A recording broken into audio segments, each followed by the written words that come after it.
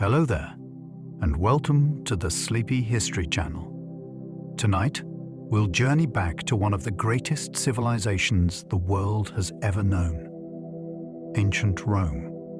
It was a place of emperors and generals, soaring temples and bustling cities, and epic armies the likes of which the world had never seen. There were gladiators, philosophers, and ordinary people whose lives still echo in the stones they left behind.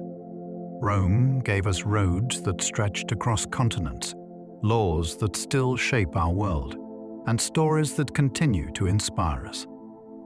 If you enjoy these gentle journeys, I invite you to like and subscribe, or simply leave a thought in the comments below. It helps others find their way here too, one sleepy soul at a time.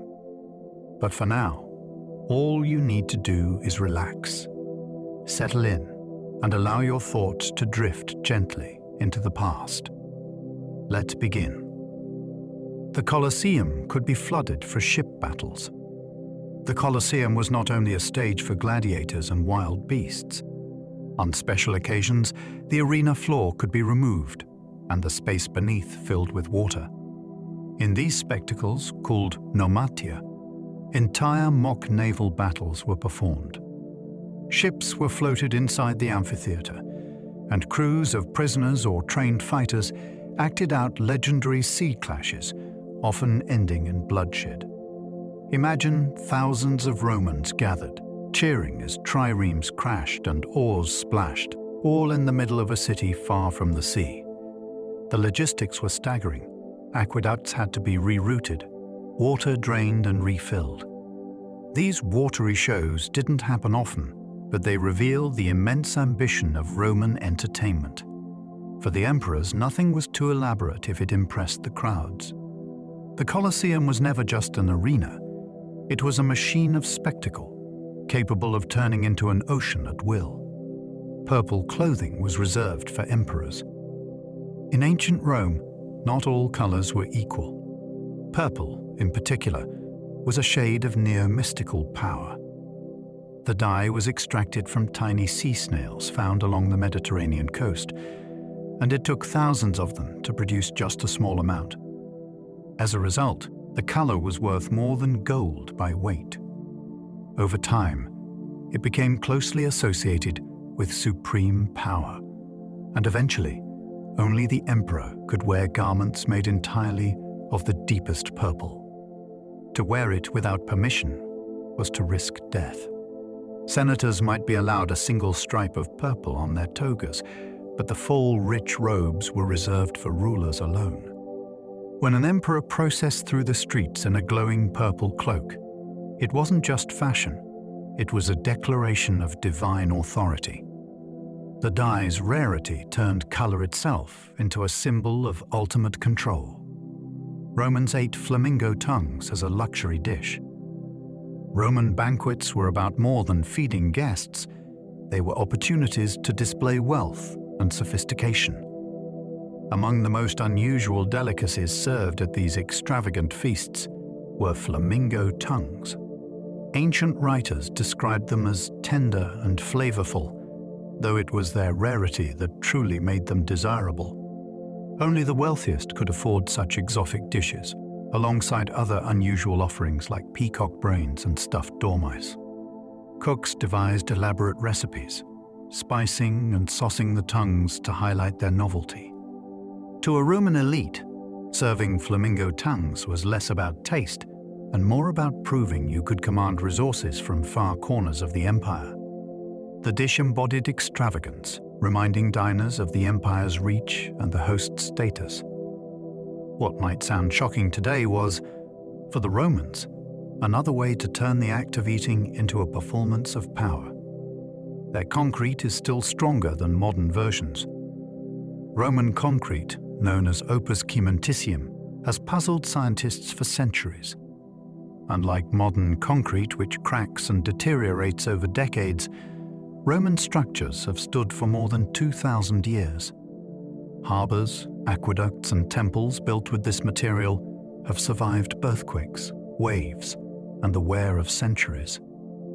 The secret lies in volcanic ash mixed into the recipe. When seawater seeped into the concrete, it triggered chemical reactions that actually strengthened the material over time.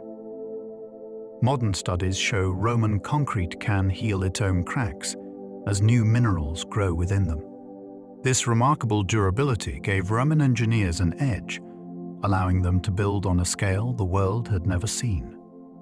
The Pantheon's dome, aqueduct bridges, and coastal harbors still stand not just as monuments, but as proof that Roman science created a building material modern chemists are still trying to replicate.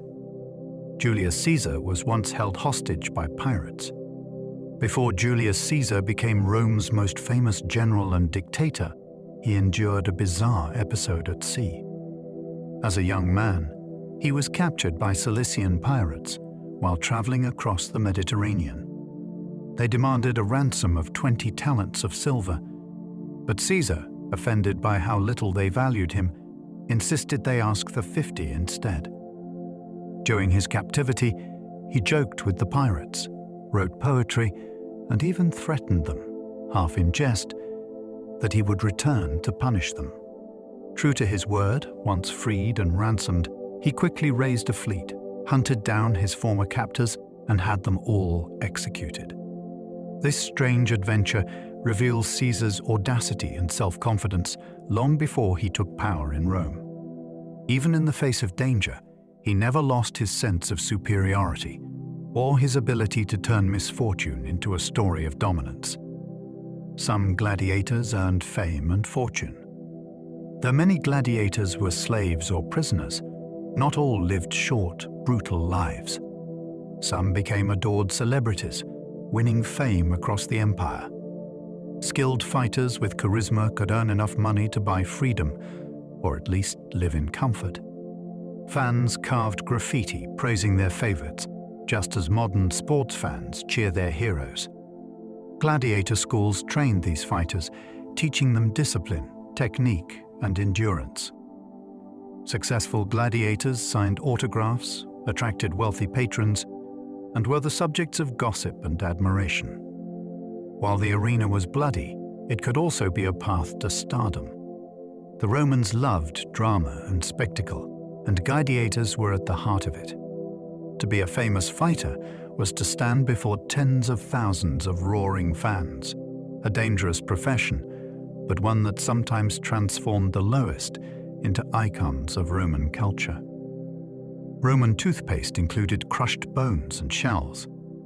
Dental care in ancient Rome was primitive by today's standards, but surprisingly inventive. To clean their teeth, Romans created a kind of toothpaste made from abrasive powders. Ingredients could include crushed bones, oyster shells, and even charcoal, mixed with flavorings like herbs or mint. While this might sound unpleasant, the gritty texture helped scrub away food particles. Some recipes even added urine, believed to whiten teeth due to the presence of ammonia. Wealthier citizens could afford imported powders with exotic spices, turning oral hygiene into another display of luxury. Though crude, these methods reveal how concerned Romans were with appearances and personal grooming. Their solutions may seem harsh today, but they highlight a culture that valued health, cleanliness, and presentation, even if the tools they used were far from gentle by modern standards. Senators sometimes debated while standing in water. Roman senators were famous for their long, elaborate speeches, sometimes stretching for hours. To keep meetings efficient, a curious method was occasionally employed. Senators would be required to stand in shallow water during their debates, often ankle or knee-deep. The discomfort discouraged excessive rambling and encouraged them to keep speeches short and focused. While this wasn't a daily practice, the story illustrates both the Romans' love of oratory and their practical need to restrain it. Politics in Rome could be chaotic, with hundreds of men competing to be heard. Strange methods like this show how the Senate tried, in its own creative way, to balance passion with practicality. Even the most powerful men in Rome were sometimes humbled by the simple inconvenience of cold, standing water. Rome's population may have reached 1 million. At its height, ancient Rome was the largest city the world had ever seen. Estimates suggest its population may have reached 1 million people, a scale unmatched until 19th century London. The city was packed with apartment blocks, bustling markets, and endless noise. Water and food had to be imported daily from across the empire to sustain the masses. Fires, crime, and disease were constant threats in such dense living conditions. Yet this urban sprawl also made Rome a marvel, a place of monumental buildings, diverse communities, and ceaseless activity. For travelers arriving from distant provinces, the city must have felt overwhelming, a metropolis where power, wealth, and chaos collided. The scale of Rome's population was a symbol of its dominance, proving that it was not just the heart of an empire, but the greatest city the ancient world had ever known. Street graffiti survives from 2,000 years ago. On the walls of ancient Rome and towns like Pompeii, graffiti still survives, scratched or painted by ordinary people. These messages were not so different from modern ones. Declarations of love, crude jokes, insults, political slogans, even advertisements for gladiator fights. Some are surprisingly personal, like Secundus loves Iris, or I wonder, wall, that you have not collapsed under the weight of so much writing. These traces reveal the voices of everyday Romans, people who might otherwise be lost to history. Unlike grand monuments or official documents, graffiti gives us direct glimpses into the humor, frustrations, and daily chatter of the ancient world. It shows that 2,000 years ago, people felt the same urge to leave their mark, to be seen and remembered, even if only with a few casual words on the wall. Emperors taxed urine collected from public toilets. In Rome, nothing went to waste, not even urine. Public urinals were set up across the city, and the liquid collected from them was used in tanning leather and washing clothes, since ammonia made it an effective cleaning agent. Emperor Vespasian saw an opportunity and imposed a tax on this unexpected resource. When criticized, he reportedly held a coin to his nose and remarked, "Money doesn't smell." The phrase pecunia non olet has survived for centuries, a reminder of Rome's practical, sometimes ruthless approach to revenue. Even bodily waste became part of the imperial economy. For the Romans, the line between the ordinary and the extraordinary was thin, and ingenuity could turn even the most unglamorous material into profit. Caligula tried to make his horse a consul. The Emperor Caligula has gone down in history for bizarre behavior, and one of his strangest acts involved his beloved horse, Incitatus. Ancient writers claim Caligula adored the animal so much that he gave it a marble stable, ivory manger, and even servants to tend to its needs. He allegedly planned to appoint Incitatus as consul, one of the highest political offices in Rome. Whether this was a genuine plan or a mocking insult aimed at the Senate is debated, but the story endures as a symbol of Caligula's excesses. It shows how emperors could wield their power theatrically, blurring the line between governance and spectacle. For the Senate, it must have been both humiliating and terrifying to see authority treated as a joke. For the rest of Rome, it was a reminder that absolute power could take strange and unpredictable forms. Soldiers were sometimes paid with blocks of salt. Roman soldiers were among the most disciplined and effective fighters in history, but their pay wasn't always in coins. Sometimes they received rations of salt, a precious and essential commodity. Salt preserved food, sustained health, and was costly to transport. The word salary itself comes from salarium, originally referring to these salt allowances. To a soldier on campaign, salt could be as valuable as silver, ensuring meat and fish wouldn't spoil and making food edible during long marches. The practice reveals how deeply intertwined everyday necessities were with the structure of empire. Payment in salt also underscores the logistical genius of Rome. The army was not only a fighting force, but a carefully managed system of supply and survival. Each soldier's salt allowance connected them directly to the empire's infrastructure and the economy of a resource we now take for granted. The Colosseum had a retractable awning of sails. On hot days, when the sun beat down on tens of thousands of spectators, the Colosseum's engineers had a solution: the velarium. This massive awning was made of sails stretched across ropes and pulleys, covering much of the seating area. Sailors from the Roman Navy were responsible for operating it, using their expertise with rigging. When unfurled, the velarium provided shade, ventilation, and even channeled breezes to cool the crowd. From below, the great canopy must have looked like a vast patchwork sky, shifting with the wind.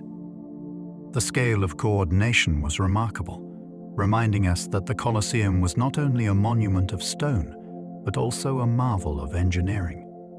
Rome's mastery of spectacle extended even to the comfort of its audience.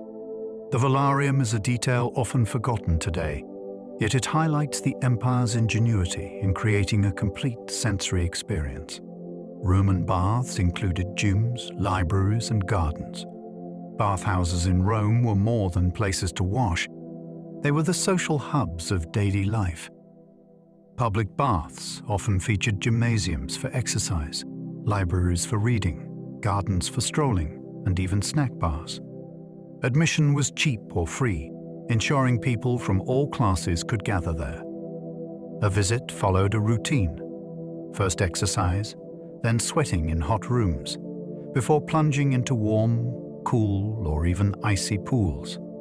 Bathing was as much about community as hygiene. People conducted business, traded gossip, and debated politics while relaxing. The grandest complexes, like the baths of Caracalla, were architectural masterpieces, decorated with mosaics and statues. For many Romans, the bathhouse was the heart of leisure, a place to see and be seen. In a bustling city of 1 million, it offered both relief and ritual, a daily ceremony of cleansing and connection. Aqueducts carried water for miles into cities. Rome's aqueducts are among its most iconic achievements. Built of stone, brick, and concrete, these massive structures carried fresh water across valleys and into cities, sometimes over distances of 50 miles or more. Gravity did most of the work, with channels carefully angled to keep water flowing. Some aqueducts soared across landscapes on towering arches, becoming symbols of Roman engineering. In the city of Rome, aqueducts supplied baths, fountains, households, and gardens, ensuring clean water was always available. At their peak, they delivered hundreds of millions of gallons daily.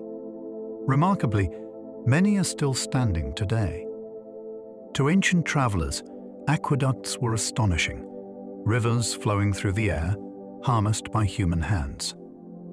For the Romans, they were not only practical, but also proof of their dominion over nature. Few achievements better capture the blend of utility and grandeur that defined Roman civilization. Fires were so common, Rome had its own firefighters.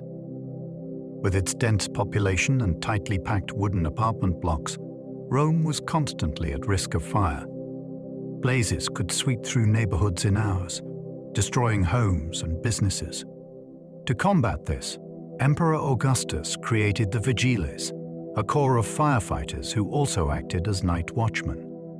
Equipped with buckets, axes, and even pumps, they patrolled the streets, ready to respond. They also enforced safety regulations, inspecting buildings and punishing those who neglected precautions. Despite their efforts, catastrophic fires still occurred, like the Great Fire of Rome under Nero. But the vigiles were an important innovation, making Rome one of the first cities to organize a professional fire brigade. Their presence reflected both the dangers of urban life and the empire's determination to manage them. In a city of 1 million people, Order and survival depended on such constant vigilance. Roman doctors used opium as pain relief. Roman medicine drew from Greek traditions, and physicians used a wide variety of treatments, some surprisingly advanced, others crude by modern standards. Among their remedies was the use of opium, derived from poppies, as a form of pain relief. Mixed into drinks or applied in concoctions, it helped ease suffering from injuries, surgeries, or chronic ailments.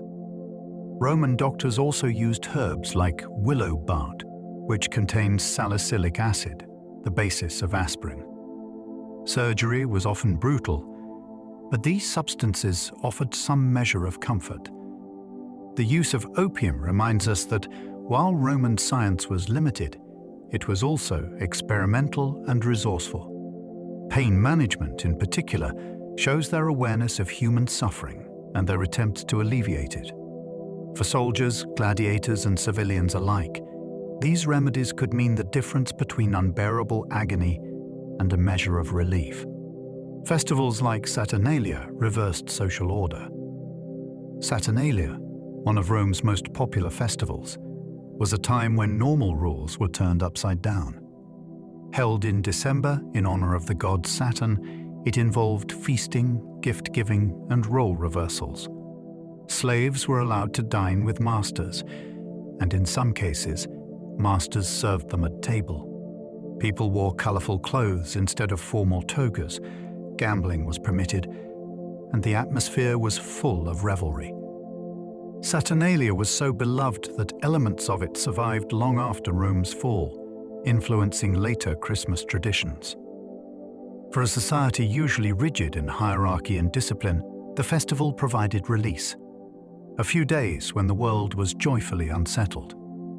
Its enduring memory shows that even in the most powerful empire, people longed for celebration, mischief, and moments of shared equality. Saturnalia reminds us that behind Rome's grandeur, its people were still human. Some emperors banned kissing to stop disease. Public health was a challenge in Rome's crowded streets. Epidemics of plague and other contagious illnesses occasionally swept through the empire, prompting unusual responses. To slow the spread, some emperors introduced bans on kissing, particularly the common practice of greeting with a kiss on the lips or cheek. This was a small but significant acknowledgement of how diseases traveled, centuries before germ theory. It reveals that Roman leaders, despite limited medical knowledge, understood that close contact could fuel outbreaks. Such measures also demonstrate how daily customs could suddenly change in times of crisis.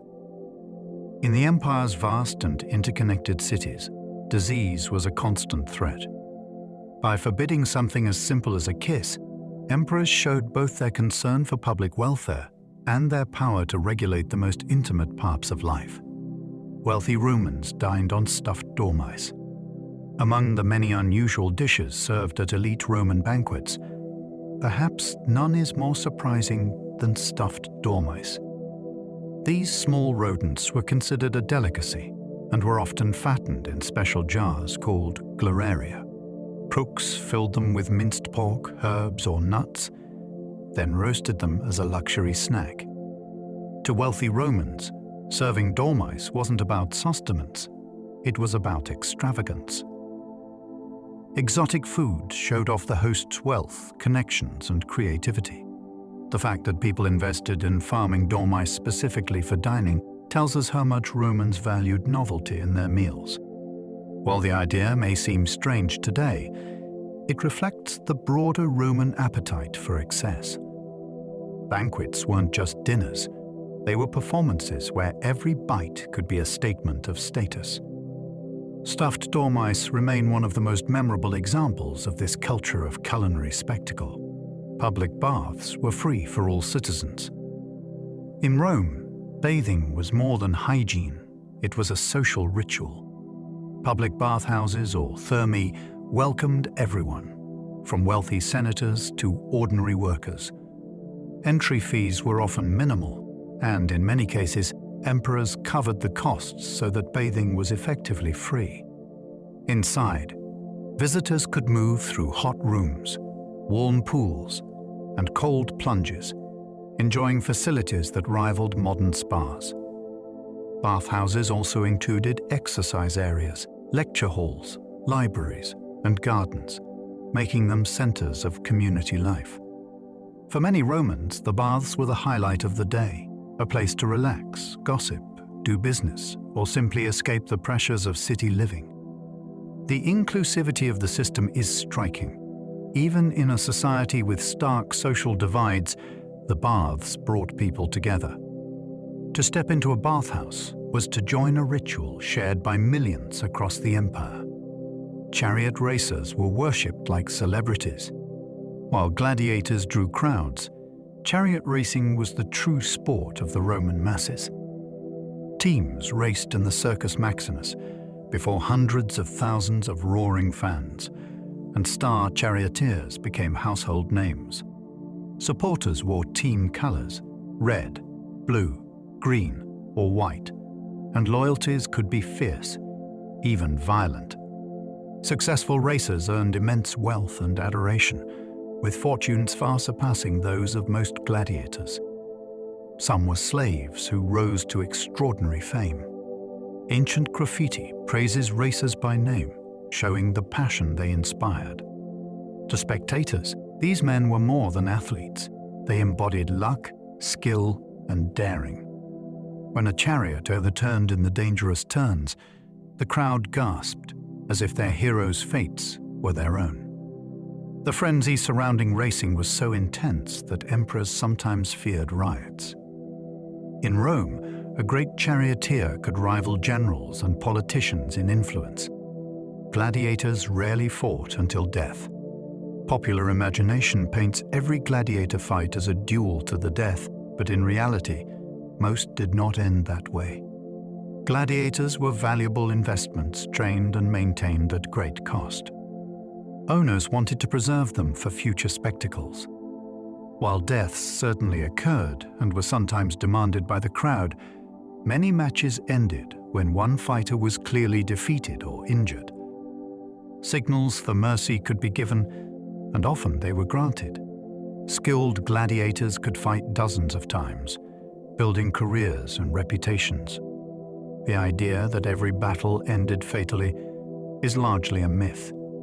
Instead, gladiatorial combat was more like a dangerous sport, where the balance between drama and preservation had to be carefully maintained.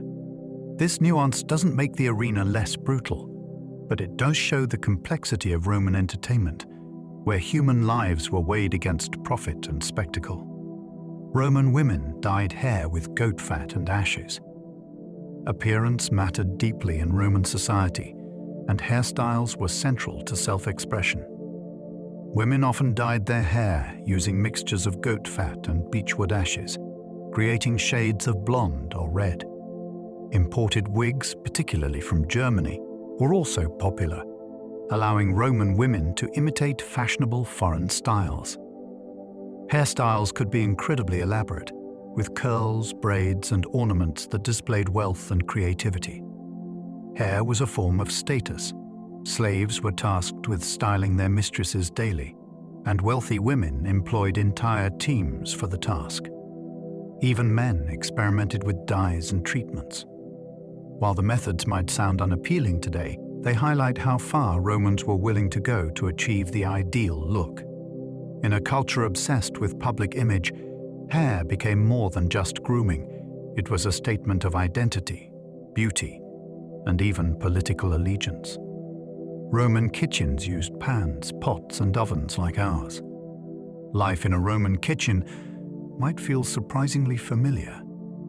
Archaeological discoveries show that households cooked with pans, pots, grills, and even small ovens that resemble modern stoves. Clay and bronze cookware were common, while wealthier homes used metal utensils and baking trays. Bread was a staple, and bakeries supplied neighborhoods with loaves daily.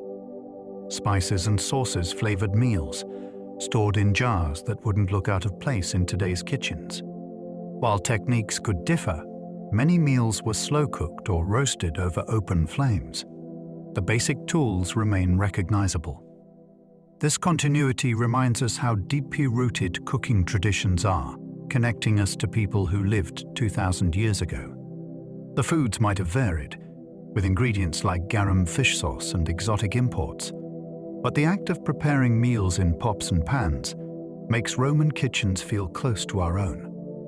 Fast food stalls sold bread, cheese, and wine.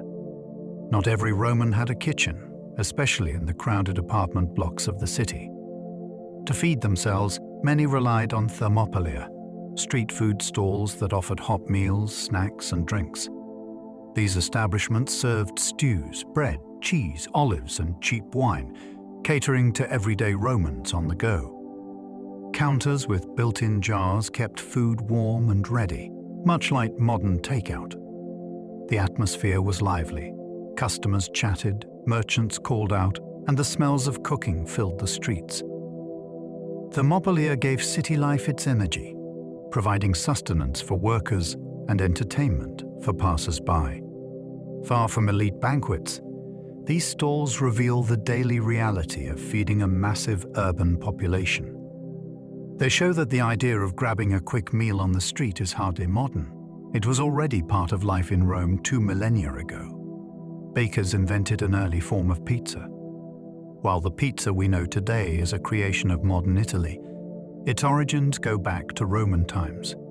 Bakers often sold flatbreads topped with herbs, cheese, oils, or bits of meat, simple, flavorful meals that could be eaten on the move. These breads were baked in public ovens, feeding busy crowds in the city. For ordinary Romans, this was a cheap and filling staple, while wealthier households experimented with fancier toppings. The concept of dressing flatbread with flavorful ingredients is universal, but Rome gave it a prominent place in urban cuisine. Archaeological evidence from Pompeii shows bakeries producing such breads in bulk, complete with stone ovens. While Romans never called it pizza, their food culture laid the foundation for what would become one of the world's favorite dishes. In every slice of pizza today, there's a trace of Rome's inventive kitchens. Roman soldiers built roads as they marched.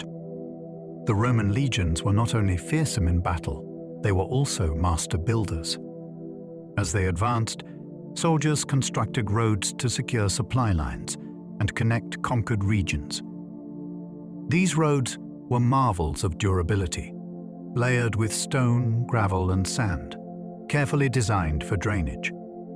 They allowed armies to move swiftly and ensured communication across vast distances. The roads also outlasted the soldiers themselves, becoming permanent features of the landscape. Many are still visible today, a testament to their craftsmanship. For Rome, roads were both military tools and instruments of empire, spreading culture, commerce, and control. The fact that soldiers themselves carried out the labor shows their versatility. A Roman legion was not just an army, it was an engineering corps capable of reshaping entire landscapes as it expanded the empire's reach. All roads lead to Rome was literally true. The phrase, "all roads lead to Rome," began as a practical fact. The empire's vast network of highways radiated from the capital, with milestones and markers guiding travelers across continents. At the heart of the city stood the Millenarium Aureum, or Golden Milestone, in the Roman Forum, from which distances were measured. No matter where you traveled in the empire, from Spain to Syria, the routes ultimately traced back to Rome. This connectivity allowed for efficient trade, communication, and military control, binding distant provinces together under one authority. For ordinary people, it meant news, goods, and even family members could travel with unprecedented speed. The saying eventually became metaphorical, but its origins were rooted in the tangible reality of Roman infrastructure. For centuries, the city was the true hub of the ancient world, both geographically and symbolically. Roman roads stretched over 300,000 miles. The Roman road system was one of the greatest engineering feats of the ancient world. Stretching more than 300,000 miles, it connected cities, military forts, ports, and provinces across Europe, North Africa, and the Middle East. Built in layers of stone, gravel, and sand, with precise drainage, these roads were designed to last for centuries, and many sections still exist today. They allowed Roman legions to march quickly, goods to travel efficiently, and information to spread across the empire. For a merchant in Gaul or a soldier on the frontier, the road beneath their feet tied them directly to Rome. The phrase, "all roads lead to Rome," was not just a metaphor but a physical truth. The empire's entire infrastructure radiated outward from the capital. These highways were the veins of Roman power, carrying life and control through its immense body. Concrete harbors let Rome dominate the seas. Rome's mastery of concrete extended beyond temples and aqueducts. It transformed the seas themselves. By mixing volcanic ash with lime and stone, engineers created a material that hardened even underwater. This allowed them to build massive harbors, like those at Ostia and Caesarea, where breakwaters stretched far into the waves. These artificial shelters gave Roman fleets safe docking, turning once hostile coastlines into centers of trade and naval power. Merchants could move grain, wine, and olive oil across the Mediterranean with efficiency, while warships maintained Rome's dominance at sea. The durability of these harbors is astounding. Submerged ruins of Roman concrete structures remain intact after 2 millennia. In many ways, these innovations made the Mediterranean a Roman lake, ensuring the empire's control over maritime routes. The ability to bend the sea itself to their will was one of Rome's greatest strategic advantages. The Pantheon's dome is still the largest unreinforced dome. The Pantheon, rebuilt under Emperor Hadrian around 125 CE, is crowned by a dome that remains one of the wonders of architecture. Measuring over 140 feet across, it is still the largest unreinforced concrete dome in the world. At its center is the oculus, an open circular skylight that lets in light, air, and even rain. The dome's design cleverly reduces weight. Heavier materials at the base give way to lighter ones at the top, and the interior features hidden hollow spaces. The result is a structure that has stood for nearly 2,000 years without reinforcement. To step inside is to feel the ambition of Rome, to cover a vast space with a single soaring curve. The Pantheon's dome was not only a marvel of engineering, but also a symbol of Roman mastery over materials, geometry, and sheer architectural daring. Lead pipes carried water through the empire. Rome's aqueducts delivered vast quantities of water into cities, but it was lead piping that carried it to fountains, baths, and households. These pipes, called fistulae, were durable and flexible, allowing water distribution throughout urban centers. For centuries, historians speculated that lead poisoning weakened the Roman population, but modern studies suggest the risk was lower than once thought. The constant flow of water reduced buildup of harmful minerals. The levels were still higher than in natural streams. Regardless, the system was astonishing in its scale and organization. A city of 1 million people relied on a complex network of pipes hidden beneath its streets. For the Romans, plumbing was a symbol of civilization itself, the ability to control water and deliver it when needed. The image of fountains flowing in every neighborhood spoke of abundance and imperial might. Roman sewers drained into the Tiber River. Beneath the bustling streets of Rome ran the Cloaca Maxima, one of the world's earliest and most impressive sewer systems. Built originally by the Etruscans and expanded by the Romans, it collected wastewater from streets, baths, and latrines, channeling it into the Tiber River. The massive stone tunnels were so well constructed that parts of the system remain functional today. For ordinary Romans, the sewers helped reduce flooding and improved sanitation in a crowded city. While by modern standards the system was crude, sewage still ended up in the river. It represented a significant step toward organized urban planning. The Cloaca Maxima was both a practical necessity and a symbol of Rome's ability to reshape its environment. In a city of monumental temples and forums, even the hidden underground reflected the ingenuity that made Rome thrive. The Circus Maximus could seat 250,000 people. Chariot racing was the most popular sport in Rome, and the Circus Maximus was its grandest stage. This enormous arena stretched nearly 2,000 feet in length and could seat up to 250,000 spectators, more than 3 times the capacity of the Colosseum. The roar of the crowd, the pounding of hooves, and the danger of high-speed crashes created an atmosphere of breathtaking excitement. Teams competed in races that could last for hours, with supporters passionately cheering for their colors: red, blue, green, or white. Betting was rampant, and victories could spark citywide celebrations. For emperors, sponsoring races was a way to win public favor, while for fans, it was a chance to share in collective thrills. To gather 250,000 people in one place, all focused on the drama of the track, was a feat unique to Rome. Chariot crashes were frequent and deadly. The thrill of chariot racing came from its speed and danger. Horses raced at breakneck pace around tight turns, and collisions were common. These crashes, called naufragia, shipwrecks, could fling drivers into the air or trap them beneath their own vehicles. Because drivers tied reins around their bodies, a wreck could mean being dragged to death unless they managed to cut themselves free with a knife. The crowd gasped, cheered, or mourned as accidents unfolded before them, adding to the sport's drama. Chariot racers risked their lives every time they entered the arena, but the fame and fortune awaiting successful drivers was irresistible. Spectators came not just for victories, but for the unpredictable spectacle of survival and disaster. The danger was part of the allure, making every race a gamble with destiny for both horses and men. Colosseum tickets were sometimes distributed for free. Admission to the Colosseum was often free, thanks to the emperors who sponsored the games.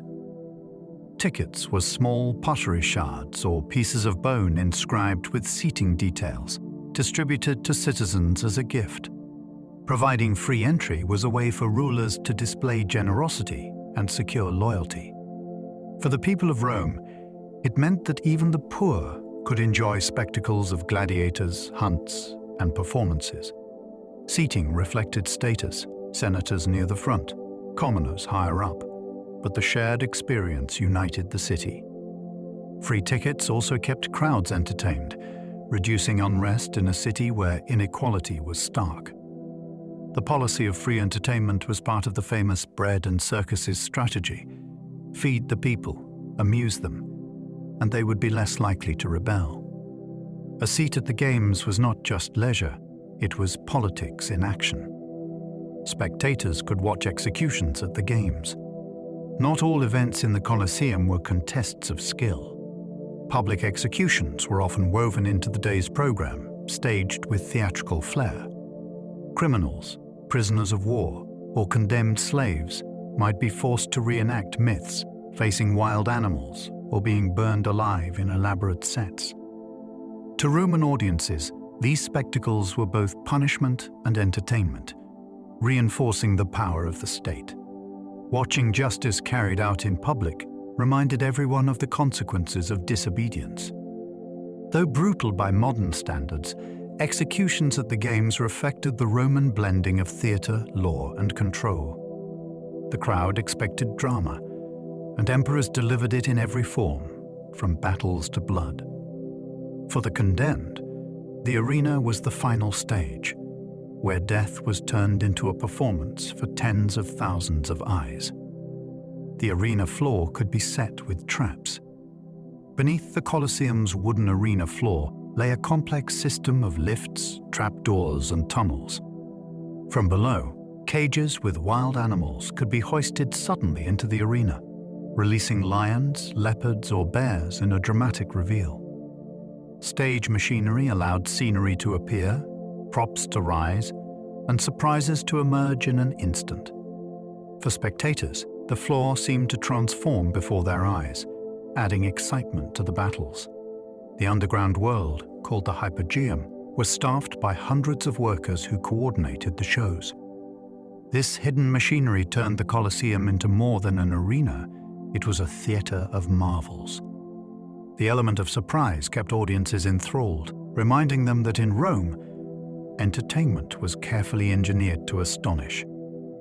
The Hypogeum remains one of the greatest symbols of Roman ingenuity in blending architecture with spectacle.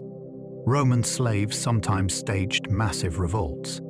Slavery was at the heart of Roman society, and the sheer scale of it occasionally sparked uprisings that shook the empire. One of the earliest revolts broke out in Sicily, where thousands of enslaved people armed themselves and fought Roman forces for years.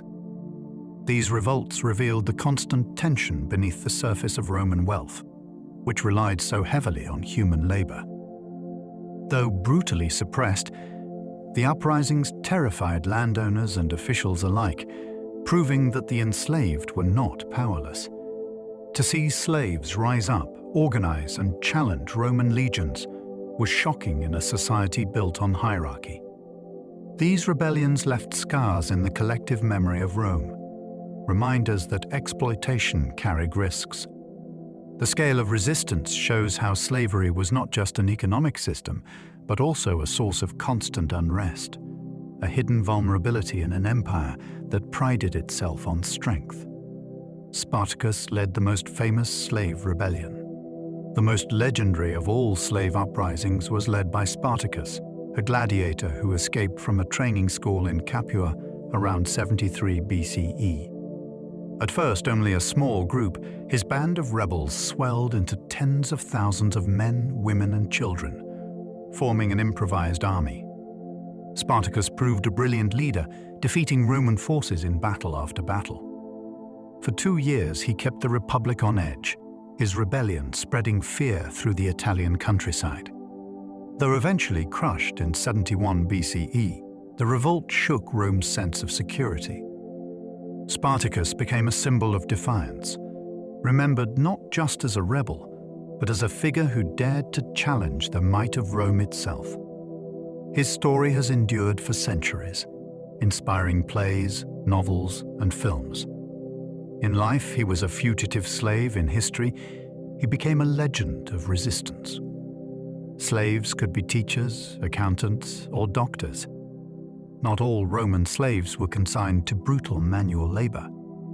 Many were highly educated, captured from Greece, the East, or other provinces. These individuals served as teachers, accountants, doctors, or secretaries within Roman households. Wealthy families relied on them for intellectual and professional tasks, sometimes even entrusting them with management of estates and businesses. Their expertise was valuable, and some were treated with relative respect, though they remained legally bound as property.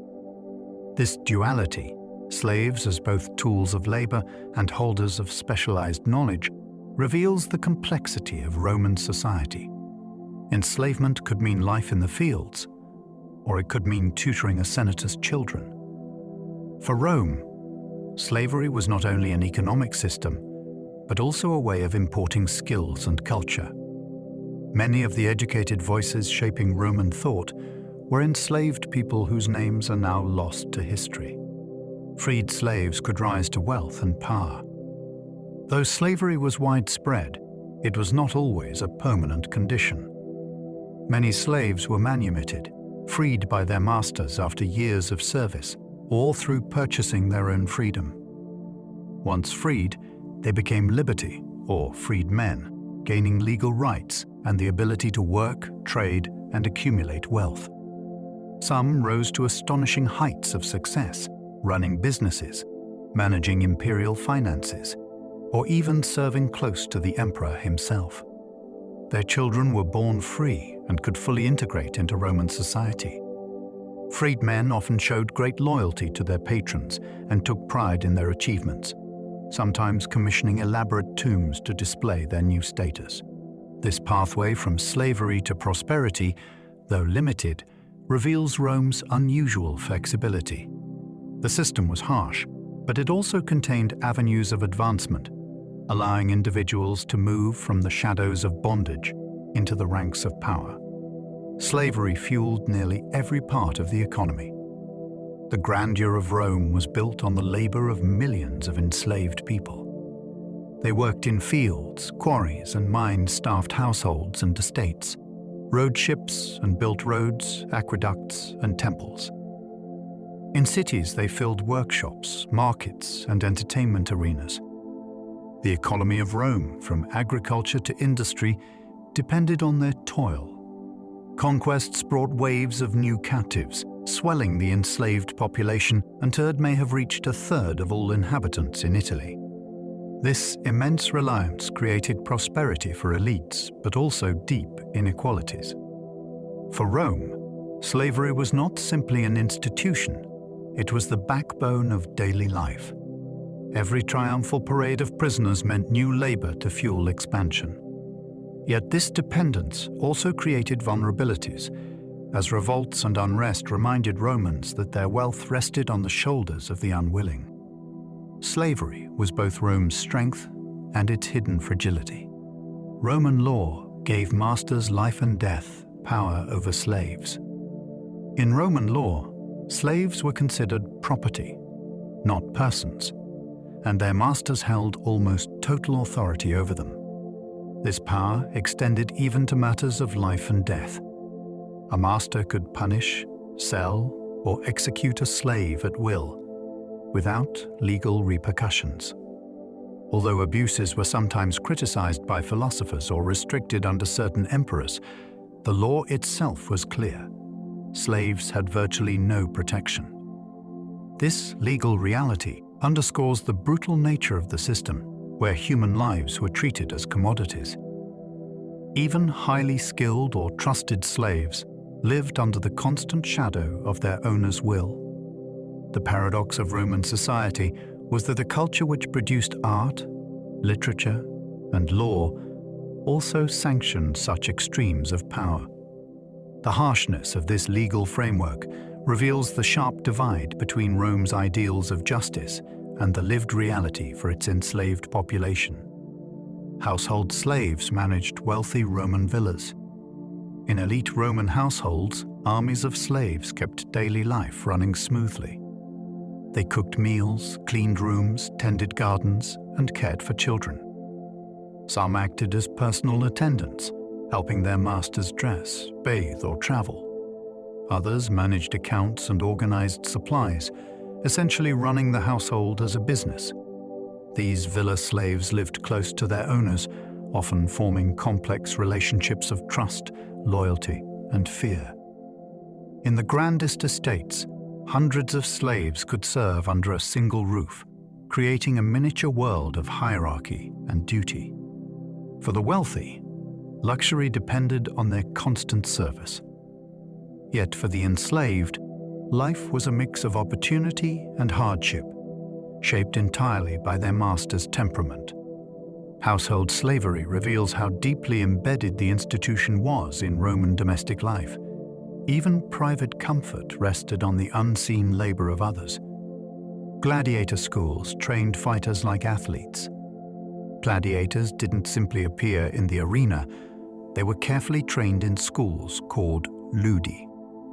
These schools operated like barracks, where fighters lived, trained, and learned under strict discipline.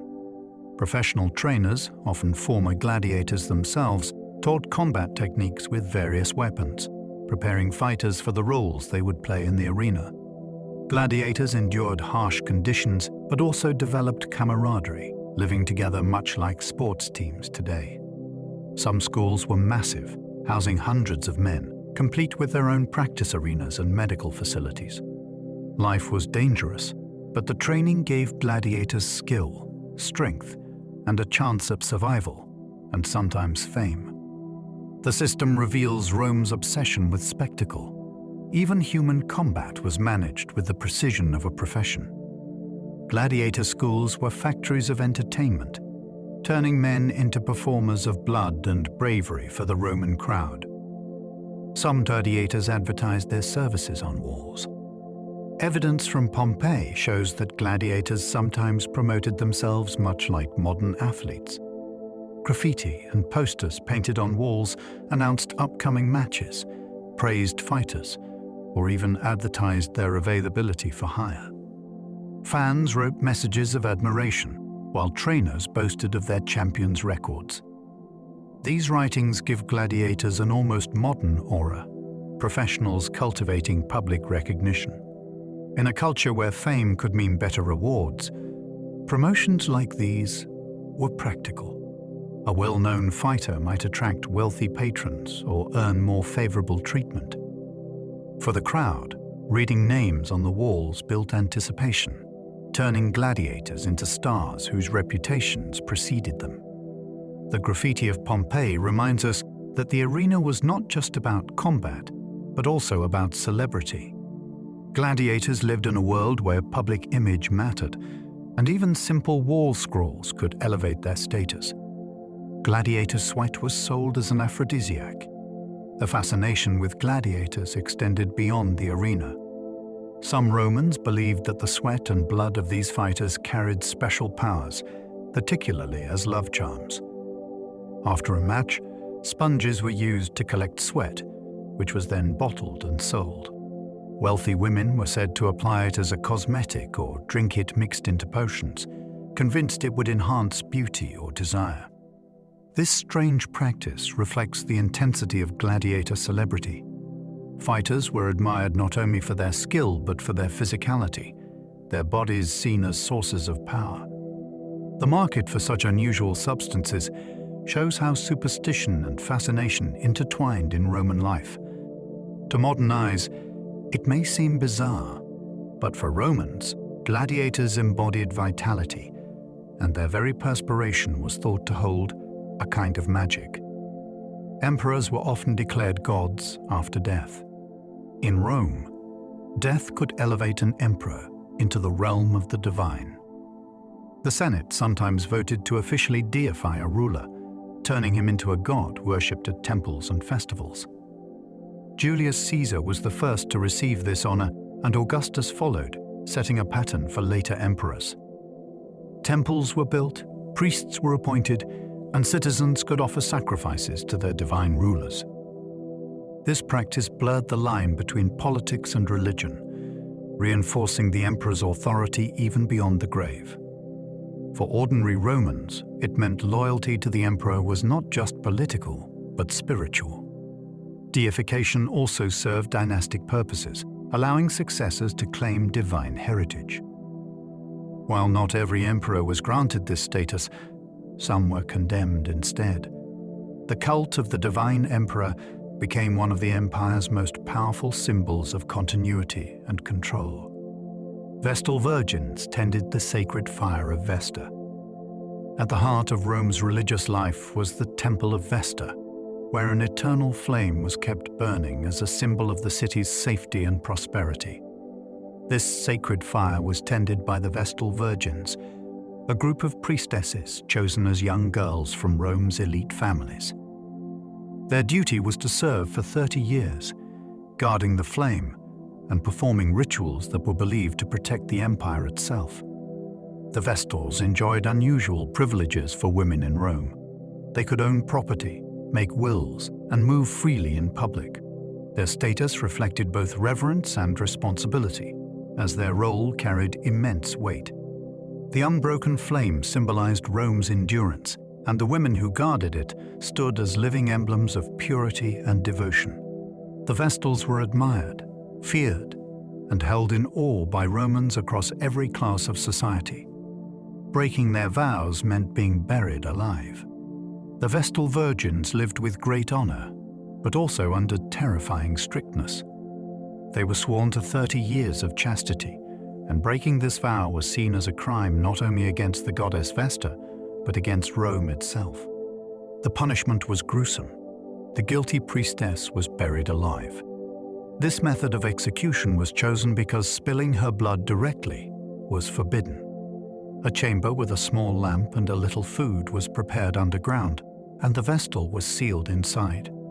Though rare, such cases are recorded in Roman history, and they reveal the gravity of the vestal's vows. The severity shows how religion, purity, and politics were entwined. The empire's very survival was symbolically tied to the conduct of these women. Their privilege came with a cost, the knowledge that even one failure could end in the most dreadful fate imaginable. Priests read animal livers to predict the future. Divination was central to Roman decision-making, and one of the most important methods involved examining the livers of sacrificed animals.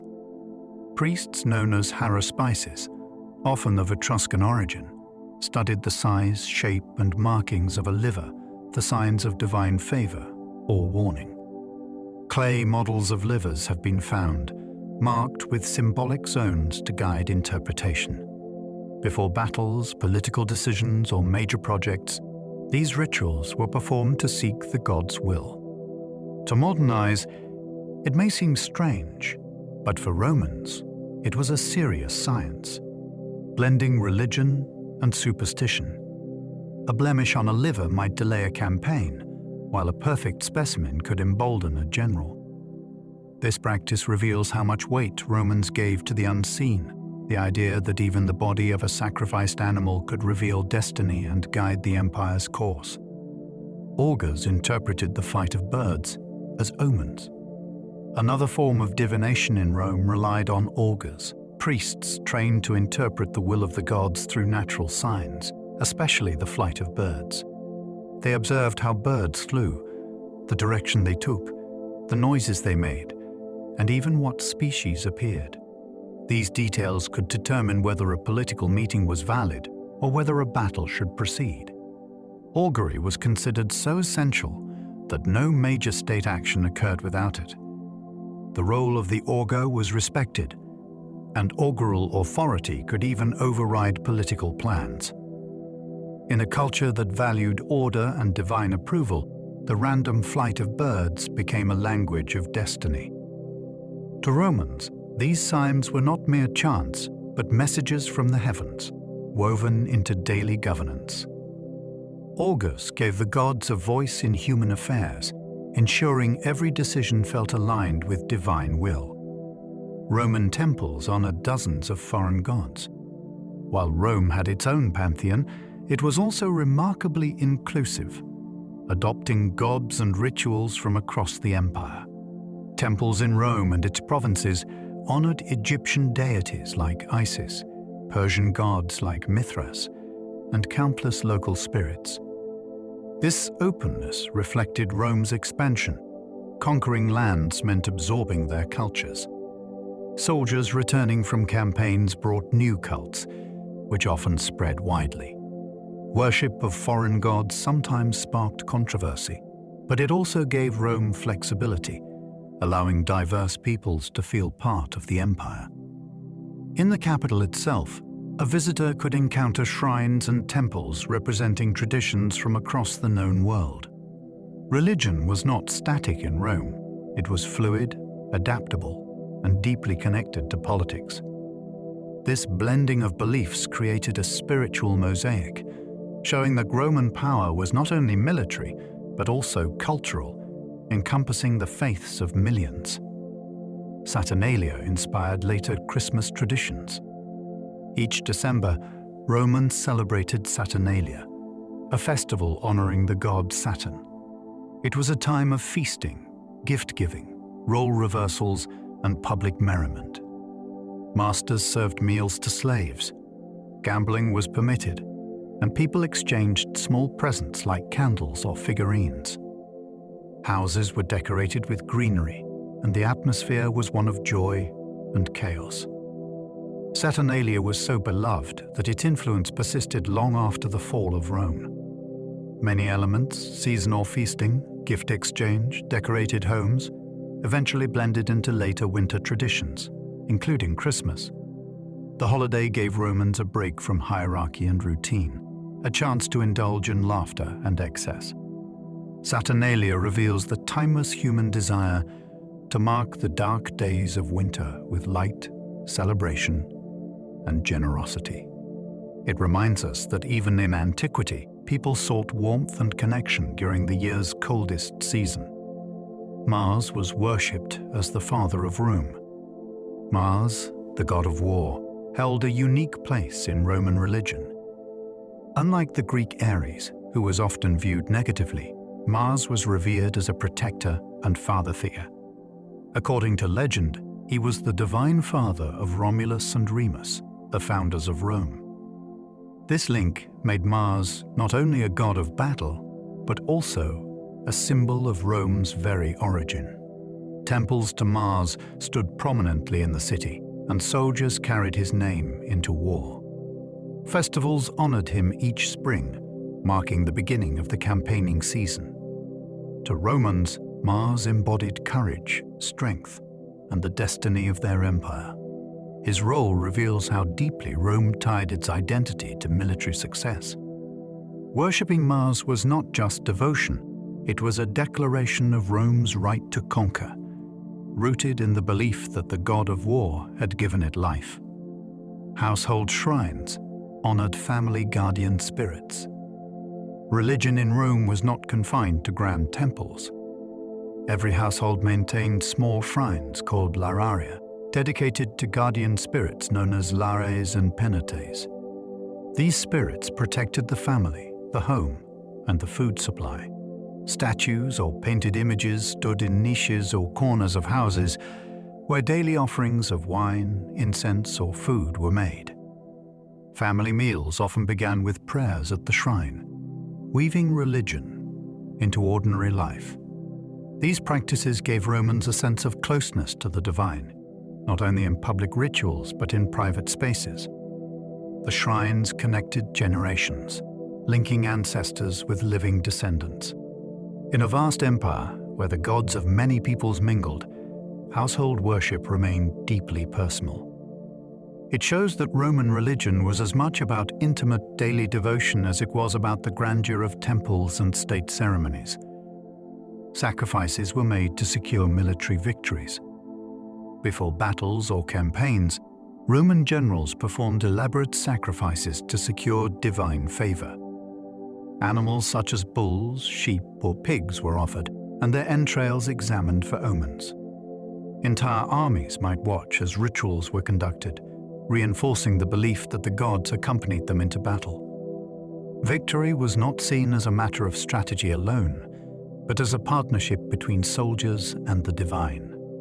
In some cases, extraordinary sacrifices were made, with vows promising temples or festivals if the gods granted success. The blending of religion and warfare reveals the mindset of Rome. Conquest was not just a human endeavor, but a sacred mission. Every triumphal procession that followed a victory included thanks to the gods, reminding Romans that divine favor was as essential to empire as steel and discipline. Roman coins spread the emperor's face across the empire. Coins in Rome were more than currency, they were miniature billboards of power. Every coin carried the portrait of the emperor, his name, and often a slogan or symbol highlighting victories, generosity, or divine favor. These coins traveled across the empire, passing through the hands of soldiers, merchants, farmers, and slaves. For many people in distant provinces, the emperor's face on a coin was their only visual contact with the ruler.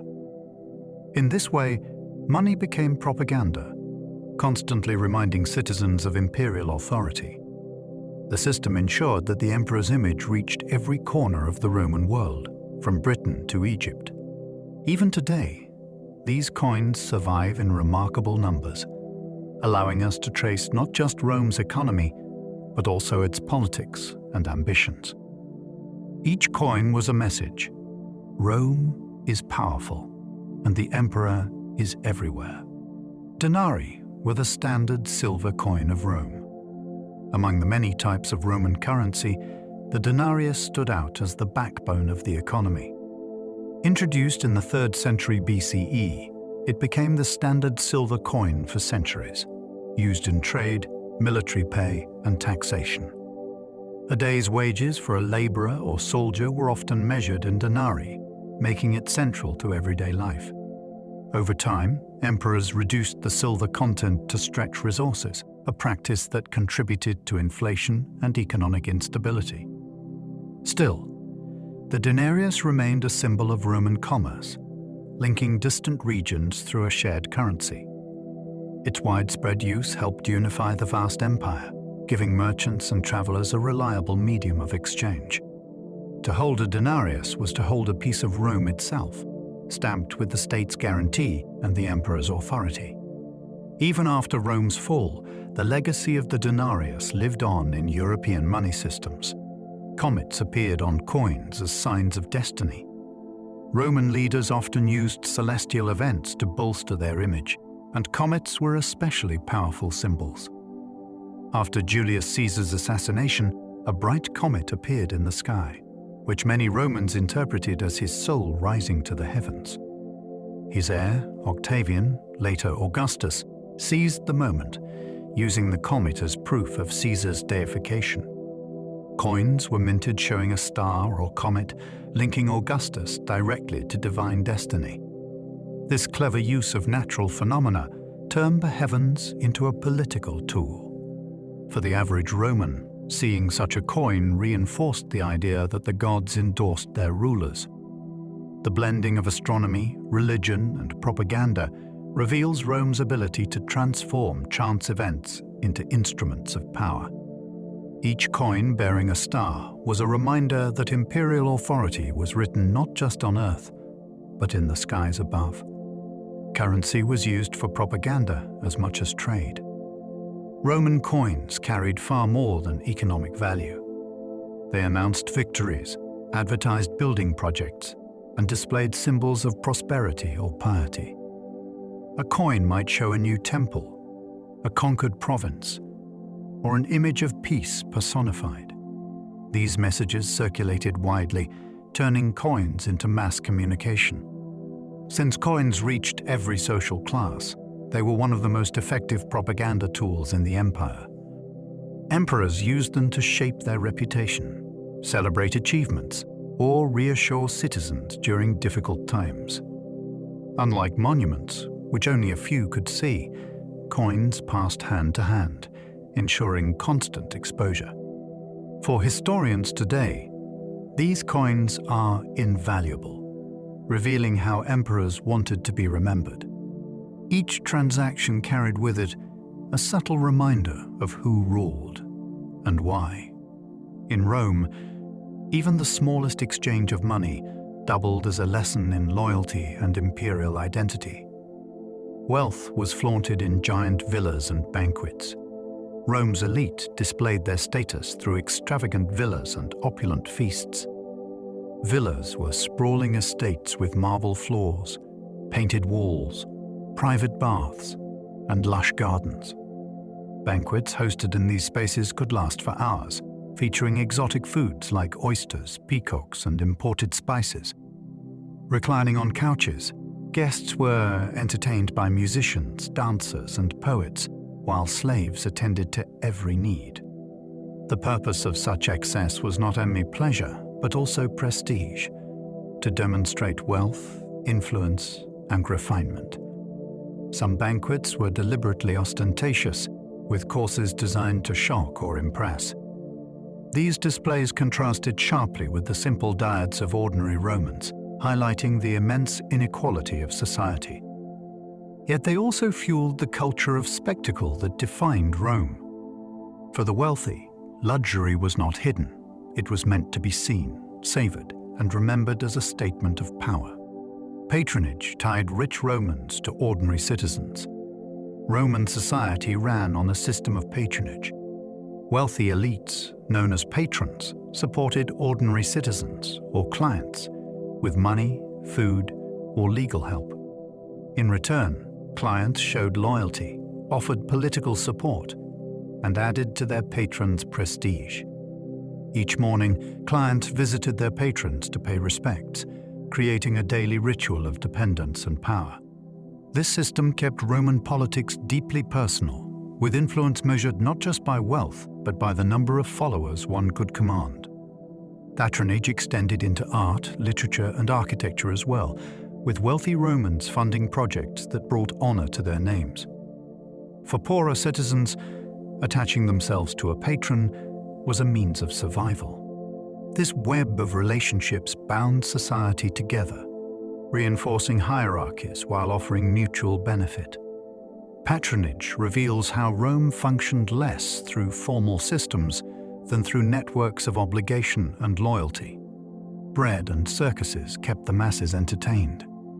The phrase panem et circense, bread and circuses, captures Rome's strategy for maintaining social order.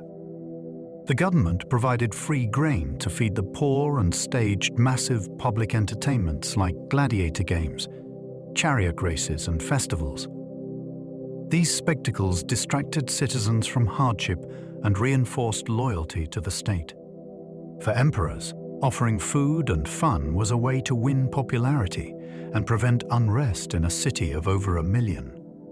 To sit in the Colosseum with free bread in hand was to feel included in Rome's power, even if one had little wealth. Critics like the poet Juvenal saw this policy as shallow, reducing citizens to passive spectators. Yet it worked. For centuries, Rome's people were placated by a steady diet of sustenance and spectacle. The phrase still endures as a warning about the politics of distraction. Roman banking allowed loans and investments. Though lacking modern institutions, Rome had a surprisingly sophisticated financial system. Wealthy individuals and professional bankers called argentarii accepted deposits, issued loans, and even transferred money between cities. Merchants used credit to fund trade, while landlords borrowed to expand estates. Written contracts recorded debts, and interest rates were carefully calculated. This system allowed the economy to function on a scale beyond simple coin exchanges. While risky, bankruptcies and defaults were common, banking was vital to the empire's commercial life. It also made fortunes possible, as clever financiers profited from the movement of goods and money across vast distances. The existence of such financial practices shows how advanced Roman society was, capable of handling complex economic transactions. Banking helped knit together a sprawling empire, giving it the flexibility to sustain trade and growth across 3 continents. Contracts and wills were written on wax tablets. In Roman society, legal and personal documents were often recorded on wax tablets. These small wooden frames were coated with wax, into which a stylus could inscribe words. The text could be smoothed out and reused, but important documents were bound in pairs or triplets, sealed with cords, and stamped with witnesses' seals to prevent tampering. Wills, contracts, and property agreements were carefully documented in this way, giving them official standing in court.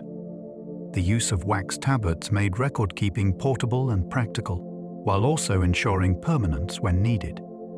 Many examples survive, offering direct glimpses into Roman daily life. These documents reveal the bureaucracy of the empire, where even ordinary citizens might record marriages, debts, or trades. They show that Rome's legal system depended not only on law, but also on the physical tools of writing, which preserved promises across time. Some Roman estates were larger than small towns.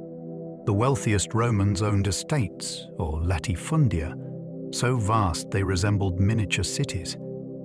These estates included farmland, vineyards, workshops, and sometimes even entire villages of laborers and slaves. They produced enormous quantities of grain, wine, and olive oil, much of it for export. Owners lived in lavish villas decorated with mosaics, fountains, and gardens, while managers and slaves oversaw the day-to-day work.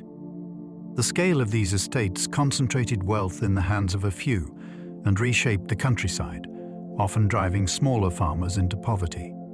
Latifundia highlight both the prosperity and inequality of Rome. They supplied food for the empire and riches for their owners, but also created deep social divides. For visitors, stepping into such an estate would feel like entering a private kingdom, where one man's wealth commanded land, labor, and life on a staggering scale. Roman law created innocent until proven guilty. One of Rome's most lasting legacies is its legal tradition. Among its principles was the idea that a person accused of a crime should be presumed innocent until proven guilty. This protected individuals from unjust punishment and placed the burden of proof on the accuser. In courts, evidence and witnesses were required, and trials could be lengthy affairs with speeches, documents, and examinations. While not perfectly applied, especially for those without wealth or influence, the concept endured. Over centuries, it influenced European and modern legal systems, becoming a cornerstone of justice worldwide.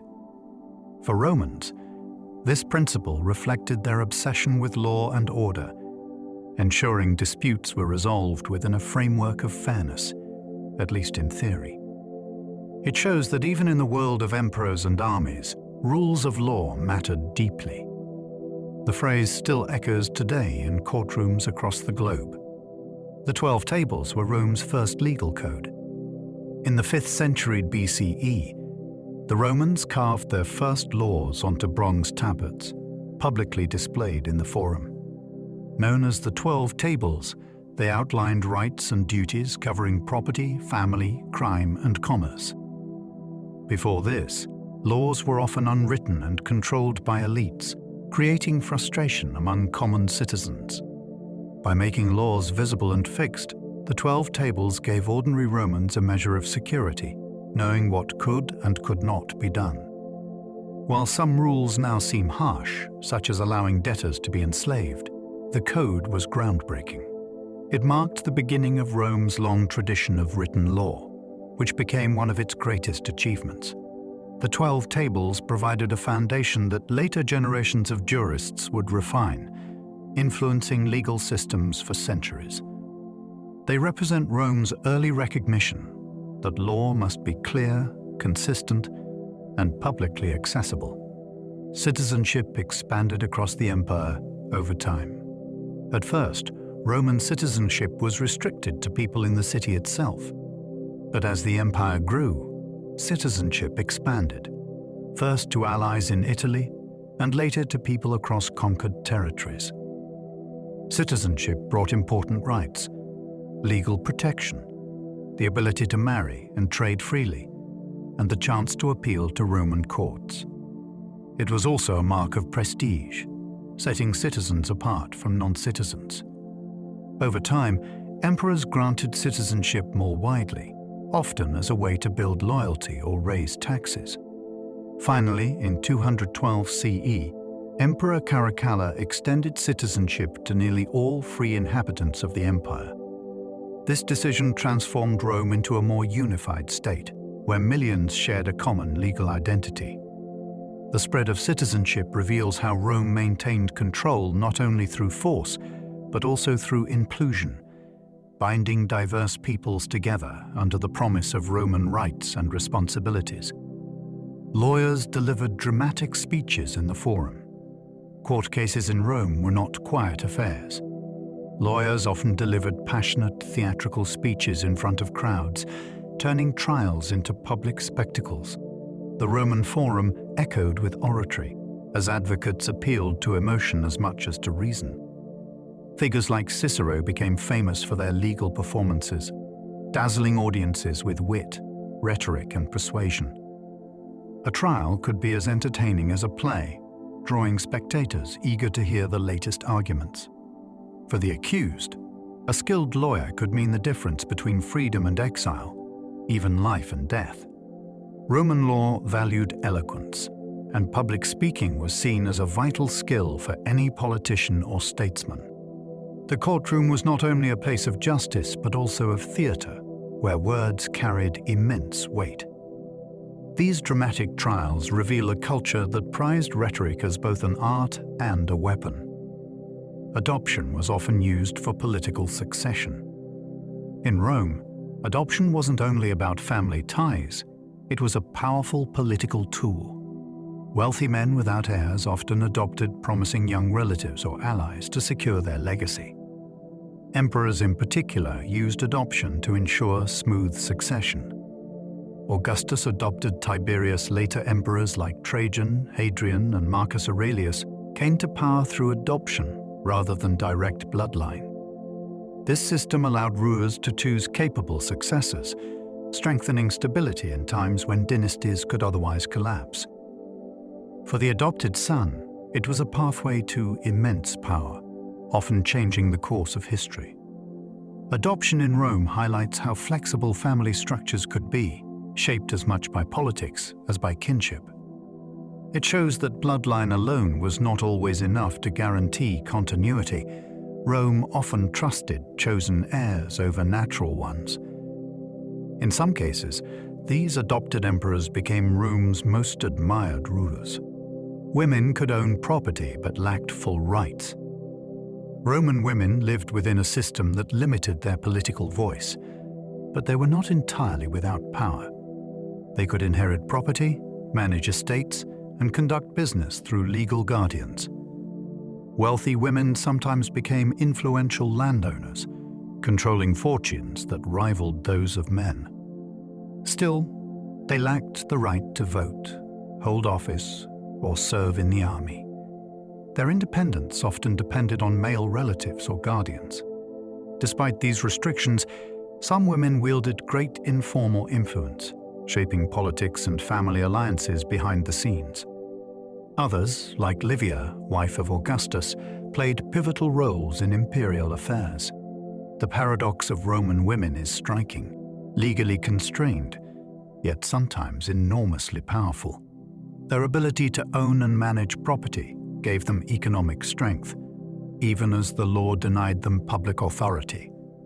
This tension reveals the complexity of gender in Roman society, both restrictive and surprisingly flexible. Divorce was surprisingly common in Roman society. Unlike in many ancient cultures, divorce was relatively straightforward in Rome. Either husband or wife could end a marriage by declaring the desire to separate. There was no need for lengthy trials or complicated procedures.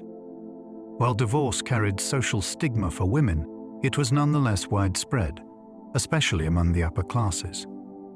Political marriages often dissolved once their usefulness ended, and individuals might remarry multiple times in their lives.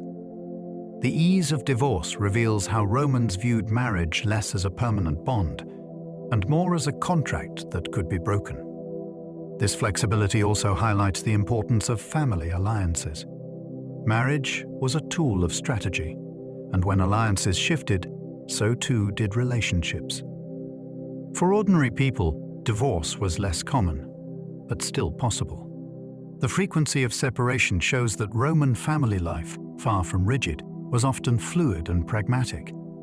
Guardianship laws limited women's independence. Even when women owned property or managed wealth, Roman law required them to have a male guardian, a tutor, to oversee legal matters. This system reflected the belief that women needed male authority in financial and public dealings. While guardianship was sometimes a mere formality, it placed a ceiling on independence. Widows and freed women could gain more control, but younger women in particular remained bound by the system. This legal limitation highlights the tension between women's real influence in society and their restricted official roles. Some guardians acted as rubber stamps, approving whatever the woman decided. Others exerted control. Over time, wealthy and powerful women found ways around these barriers, using influence, networks, or imperial favor to expand their freedom. Guardianship laws remind us that Rome's society, for all its sophistication, still held deep structural inequalities between men and women. Written contracts bound marriages and business deals. Roman society valued contracts as the backbone of legal and personal life. Marriages, adoptions, dowries, and business arrangements were often formalized in writing, recorded on wax tablets or papyrus. These documents spelled out obligations, payments, and rights, providing a clear framework if disputes arose. For marriage, contracts detailed dowries and financial arrangements, showing how unions were often economic as well as personal. In commerce, contracts enabled loans, sales, and partnerships to function smoothly across the empire. The emphasis on written agreements reflects Rome's broader reliance on law as a foundation for order. Even personal relationships were framed through legal terms. For historians today, surviving contracts offer a vivid glimpse into everyday concerns. Who owed what, who promised what, and how families and businesses managed obligations. They show Rome as a society deeply invested in rules, clarity, and documentation. Judges were expected to be both fair and severe.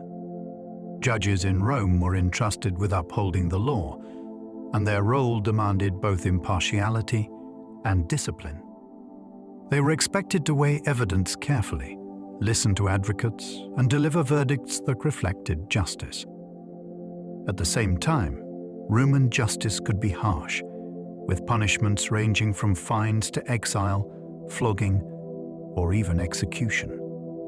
Severity was seen as necessary to maintain order in such a vast and diverse empire. Judges often came from the elite, and their decisions reflected the values of Rome's ruling class. Still, the system aimed to balance fairness with authority, ensuring that law carried both legitimacy and fear. To stand before a Roman judge was to face not only an individual but the weight of the empire itself. The expectation of fairness paired with severity reveals Rome's vision of justice, stern, structured, and inseparable from power. Roman surgeons used scalpels, forceps, and bone drills. Archaeologists have uncovered Roman surgical kits packed with tools that look startlingly familiar: bronze or iron scalpels with replaceable blades, toothed forceps for gripping tissue, probes, needles, and yeed. Even hand-powered bone drills. Writers like Celsus described procedures from stitching wounds to setting fractures and removing foreign objects. Surgeons disinfected with wine or vinegar, used lint for dressings, and bandaged with surprising skill. Specialized instruments, sharp hooks for lifting tissue, blunt hooks for retraction, show that Roman medicine wasn't guesswork. It was a craft refined by experience on battlefields and in bustling cities. Many instruments came in graded sizes, evidence of standardized practice. Though Romans lacked germ theory and anesthesia, the toolkit reveals a pragmatic science focused on what worked. Open a Roman doctor's case, and you'd recognize much of it today. Careful metalwork designed for precise hands trying to save lives in an unpredictable world. Battlefield medicine included amputation and cauterization. Roman armies marched with medics and orderlies, and their camps set aside spaces for triage. When limbs were shattered beyond saving, surgeons sometimes performed amputations, using tight bandages or makeshift tourniquets to limit blood loss. Hot irons or boiling oil cauterized vessels in less severe cases, ligatures tied them off. Splints stabilized breaks, and wound edges were stitched with linen or gut. Antiseptics weren't understood, but wine, vinegar, and honey, mildly antimicrobial, were common cleansers and dressings. Speed mattered. Treat the shock, stop the bleeding, immobilize, then evacuate the patient to a safer tent or a base hospital. Manuals advised where to cut, how to saw, and when not to intervene at all. On campaign, Roman medicine was brutally practical. It could be crude by modern standards, but it saved soldiers who otherwise would have died and returned hard-won experience to the next march. Doctors recommended garlic for infections. Roman medical writers inherited Greek theories but leaned heavily on kitchen and field remedies. Garlic appears again and again in authors like Pliny and Dioscorides as a treatment for infections, coughs, and parasites. Pounded into pastes with vinegar or wine, it was applied to wounds or taken as a tonic. Today we know garlic contains allicin, which has antimicrobial properties, one reason the remedy often seemed to help. Doctors also paired it with honey, a natural preservative used to dress ulcers and burns. No one understood microbes, but centuries of trial and error taught Romans that certain plants aided recovery. Pharmacies were gardens, and markets' prescriptions were recipes. A soldier might carry cloves as rations, and medicine the householder kept bulbs on hand for cooking and cures. In a world without antibiotics, garlic's sting was part of a practical toolkit to push back against rot and fever. Roman hospitals were built for soldiers. Along the empire's frontiers, legionary forts often included valetudinaria, purpose-built hospitals. These were laid out with orderly wards, wide corridors for stretchers, latrines, and sometimes small operating rooms and pharmacies. Ventilation and drainage mattered. Patients were separated to limit cross-infection as best as people then understood. Staff included physicians, orderlies, and attendants drawn from the ranks. The goal was straightforward: treat the wounded quickly and return them to duty. Records and excavations suggest routine surgeries, splinting, and long-term care for fractures. Civilian cities had healers and sanctuaries, but the army institutionalized medicine with space, staff, and supplies. The valetudinarium reveals a logistical mindset: food for thousands, pay for thousands, and systematic medical care for thousands. It didn't eliminate battlefield mortality, yet it improved survival and morale. And it shows Rome thinking about health, not as a private matter, but as state infrastructure. Medical instruments survive almost unchanged in design. Open a display case of Roman instruments and you'll spot familiar silhouettes: specula with turning screws, cupped probes, spatulas, forceps, scalpels, and syringes for irrigating wounds. Form followed function then as now, and successful designs persisted. Some tools even combined functions: spatula on one end, probe on the other, anticipating modern multi-tools. The metals differ, and sterilization was rudimentary, but the geometry of edges, pivots, and grips feels modern. That continuity tells a story. Surgeons 2 millennia ago confronted the same anatomy and many of the same mechanical problems: how to hold, cut, lift, clamp, and see, so they converged on similar solutions. We've added anesthesia, asepsis, and imaging. They added experience, careful observation, and an engineer's eye. The survival of these instruments, sometimes from buried cities like Pompeii, turns the abstract Roman medicine into something tangible: precise hands working with precise tools. Glass cups were used for early cupping therapy. Cupping, using suction to draw blood to the skin, was practiced in the Roman world with glass or metal cups warmed to create a vacuum. Physicians applied them to relieve muscle pain, congestion, or localized inflammation, guided by humoral theory about balancing the body's fluids. Sometimes cups were wet, with small incisions made first. More often they were dry, leaving round marks familiar from the therapy's modern revival. Medical writers detailed where and how long to place cups, and paired the treatment with massage, baths, or diet changes. Whether or not cupping achieved its aims, the technique shows Roman doctors trying to manipulate circulation and tension in a systematic way. Glass was prized because you could see the skin rising and judge the suction's strength. In bathhouses and clinics alike, cupping sat alongside rubbing oils and hot compresses, a hands-on medicine aimed at practical relief. Dentistry included fillings made from lead. Roman teeth tell their own stories. Skeletons show cavities packed with materials ranging from resin and pitch to metal, occasionally soft metals like lead or tin pressed into a hole to quiet pain. Gold wire also bound loose teeth, a technique inherited from Etruscan artisans.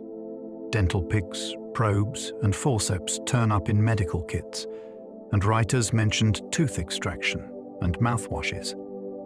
There was no Novocaine, but a steady hand and strong wine helped. A filling wasn't about perfect restoration, it was about plugging an ache, keeping debris out, and buying time. The presence of improvised fillings reminds us that Roman medicine was practical and opportunistic. Use what's available, what can be shaped, what calms the patient. From perfumed tooth powders to metal plugs, dentistry occupied a surprisingly sophisticated corner of everyday care in a world where a toothache could ruin a life. Romans performed cataract surgery with needles. Long before modern ophthalmology, Roman surgeons attempted cataract operations using a method called couching. A fine needle was inserted at the edge of the eye to push the clouded lens down out of the visual axis. When successful, the patient regained some sight, enough to navigate and work, though focusing was lost and complications were common. Authors like Celsus described technique and aftercare. Restrain the patient, steady the hand, avoid infection with wine or honey dressings, and keep the eye covered while it healed. The procedure was risky, but it reflects a striking boldness. Faced with blindness, doctors tried a precise intervention with the tools and knowledge they had.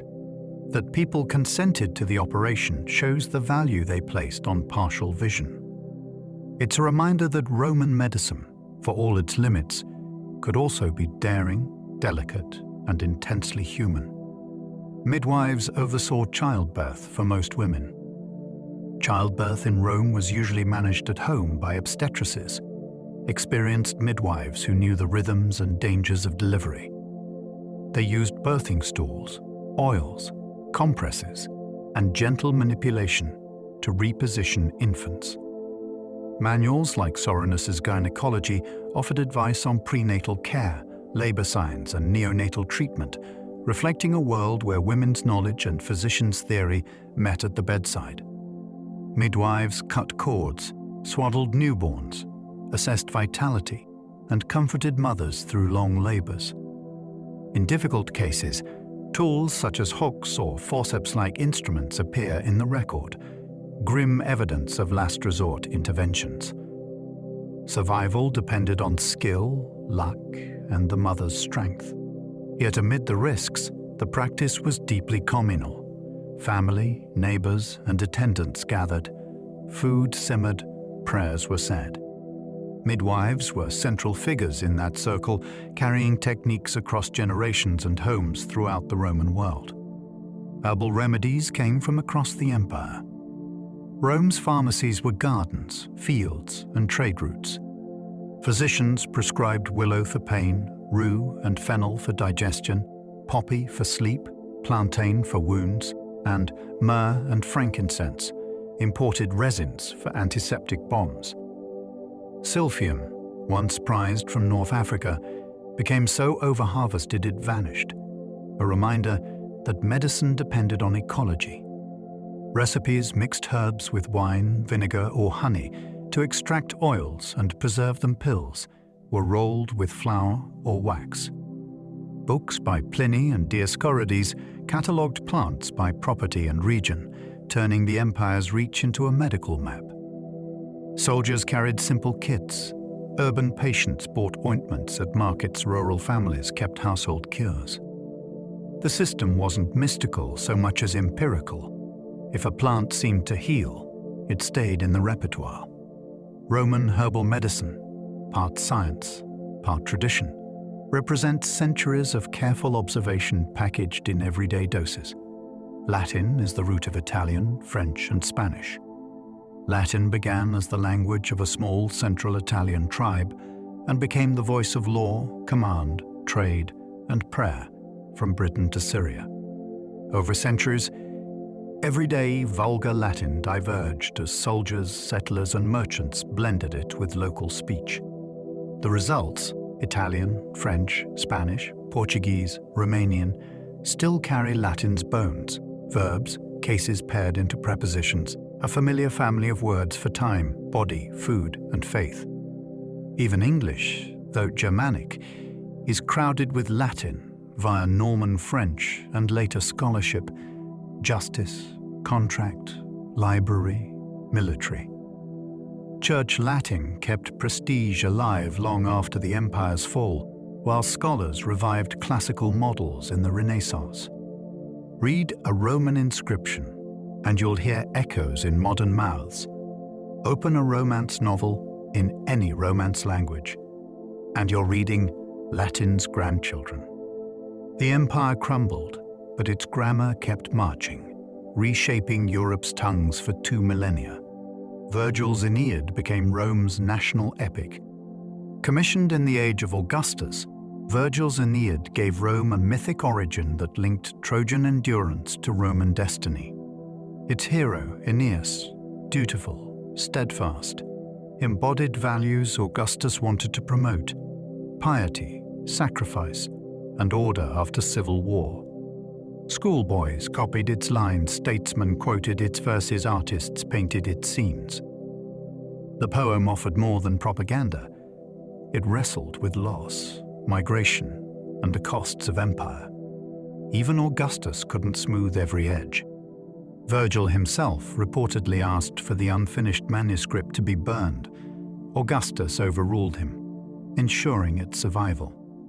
For centuries, the Aeneid served as both textbook and touchstone across the Latin West, shaping style and imagination. In its hexameters, Rome found a charter myth, part prayer, part program, through which a city explained itself, and to the world it ruled. Ovid's Metamorphoses inspired art for centuries. Where Virgil was solemn, Ovid was playful and daring. His Metamorphoses stitched hundreds of Greek and Roman myths into a single tapestry of transformation, from Daphne to Narcissus, Pygmalion to Persephone. The poem's vivid scenes became a visual dictionary for later artists. Renaissance painters, Baroque sculptors, and modern illustrators mined Ovid for subjects and moods. Ovid's frankness about love and power, especially in his other works, angered Augustus, who exiled him to the Black Sea. From that distant shore, Ovid kept writing, turning exile itself into literature. The Metamorphoses endured because it was more than myth catalogue. It was a meditation on change, bodies into trees, boys into flowers, power into fate. Through Ovid, Rome exported a shared library of stories that European art quoted for 2,000 years. If Virgil taught Rome to be grave, Ovid taught it to imagine. Cicero perfected the art of oratory. Marcus Tullius Cicero rose from provincial origins to dominate Rome's courts and politics with wit, logic, and rhythm. His speeches exposed conspiracies, defended allies, and skewered enemies, weaving philosophy into practical persuasion. Cicero taught that a great orator must instruct, delight, and move, docer, delectere, mover, a formula that still guides rhetoric classes today. He polished Latin prose into a supple instrument, setting standards for clarity and cadence that shaped Western writing. Politics cost him dearly. During the turmoil after Caesar's assassination, Cicero attacked Mark Antony and paid with his life. Yet his works, speeches, letters, philosophical treatises survived as school texts for centuries. Read aloud, they still crackle. Cicero didn't invent persuasion, but he bottled it, showed how it worked, and left a blueprint for any society that settles arguments with words rather than swords. Roman graffiti includes insults, jokes, and love notes. Walk the streets of Pompeii, on plaster walls, in taverns, inside houses, and you find voices. Secundus loves Iris. I made bread with flour from good Aemilius. Celadus the Thracian makes the girls sigh. Crude drawings, election slogans, price lists, boastful scrawls, all scratched or painted quickly, like a 2,000-year-old social feed. Some mock politicians, others insult rivals or brag about tavern escapades. Advertisements for gladiator bouts jostle with the eternal complaint: the walls are weighed down with too many scribbles. Graffiti pulls Roman life down from marble pedestals to the level of ordinary harps and habits. It shows a city of noise and humor, pettiness and affection, where people wanted to be seen, to flirt, to sell, to gripe. In a world of emperors, graffiti preserves the unfiltered chorus, proof that the ancients were not just grand, but gloriously human. Libraries spread knowledge in cities and villas. Rome built public libraries under emperors like Augustus and Trajan, with separate rooms for Greek and Latin texts. Scrolls lined shelves, readers stood or sat on stools to consult them. Recitations and lectures turned libraries into social spaces.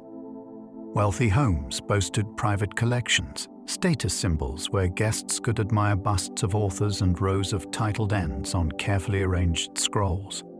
Librarians catalogued holdings, repaired damaged papyrus, and managed loans. In an empire glued together by law and letters, libraries provided a nervous system for ideas.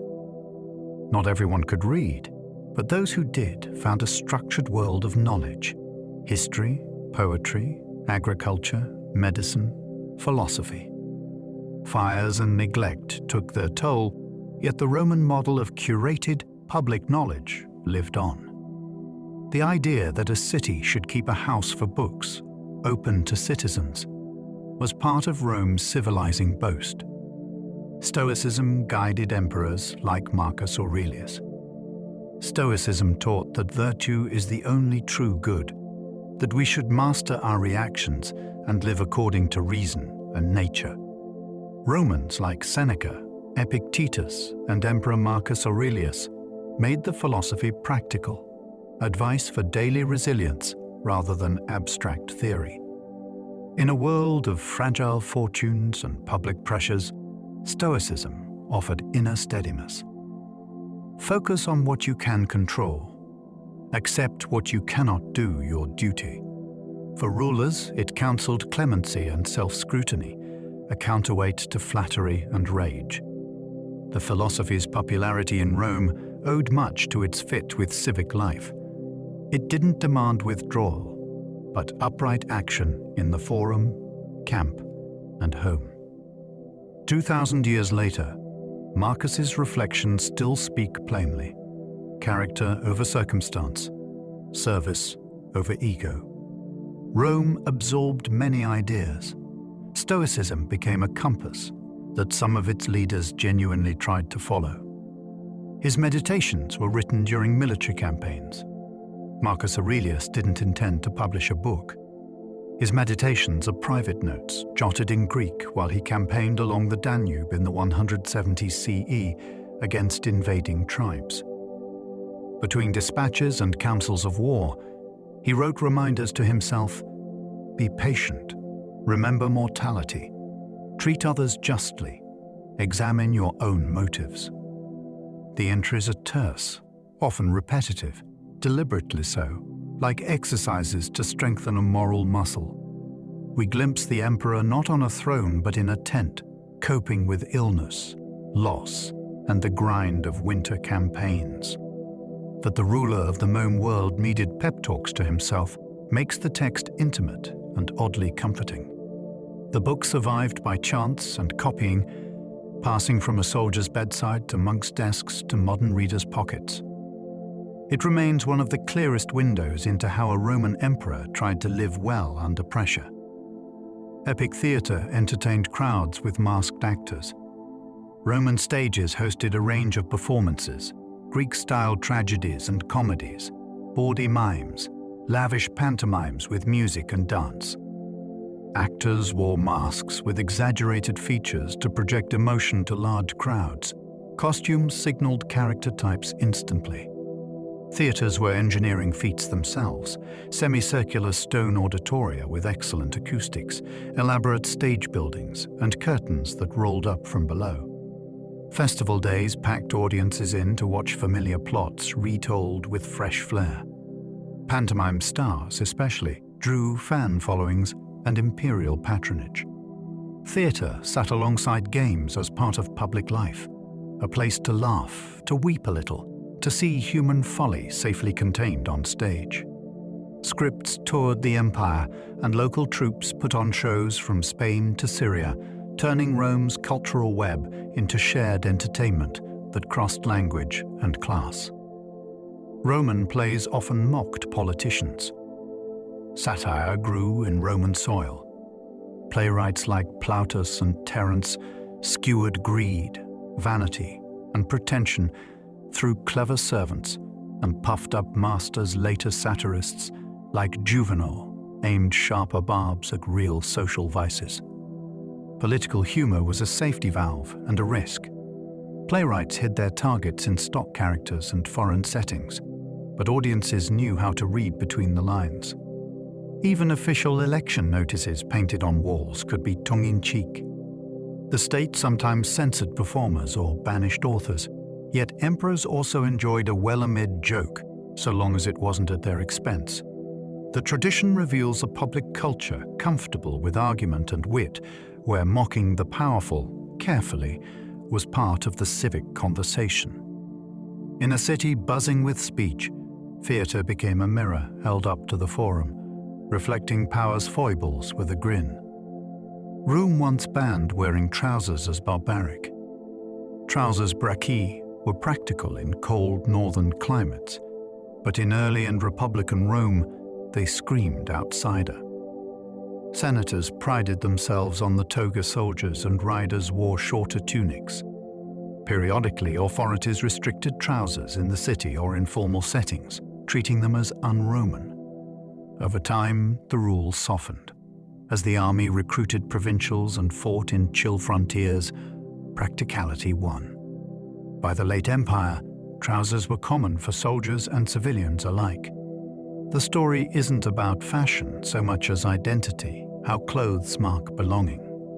What began as a cultural boundary eventually faded under the pressure of weather, work, and mingled peoples. Rome absorbed many things it once resisted.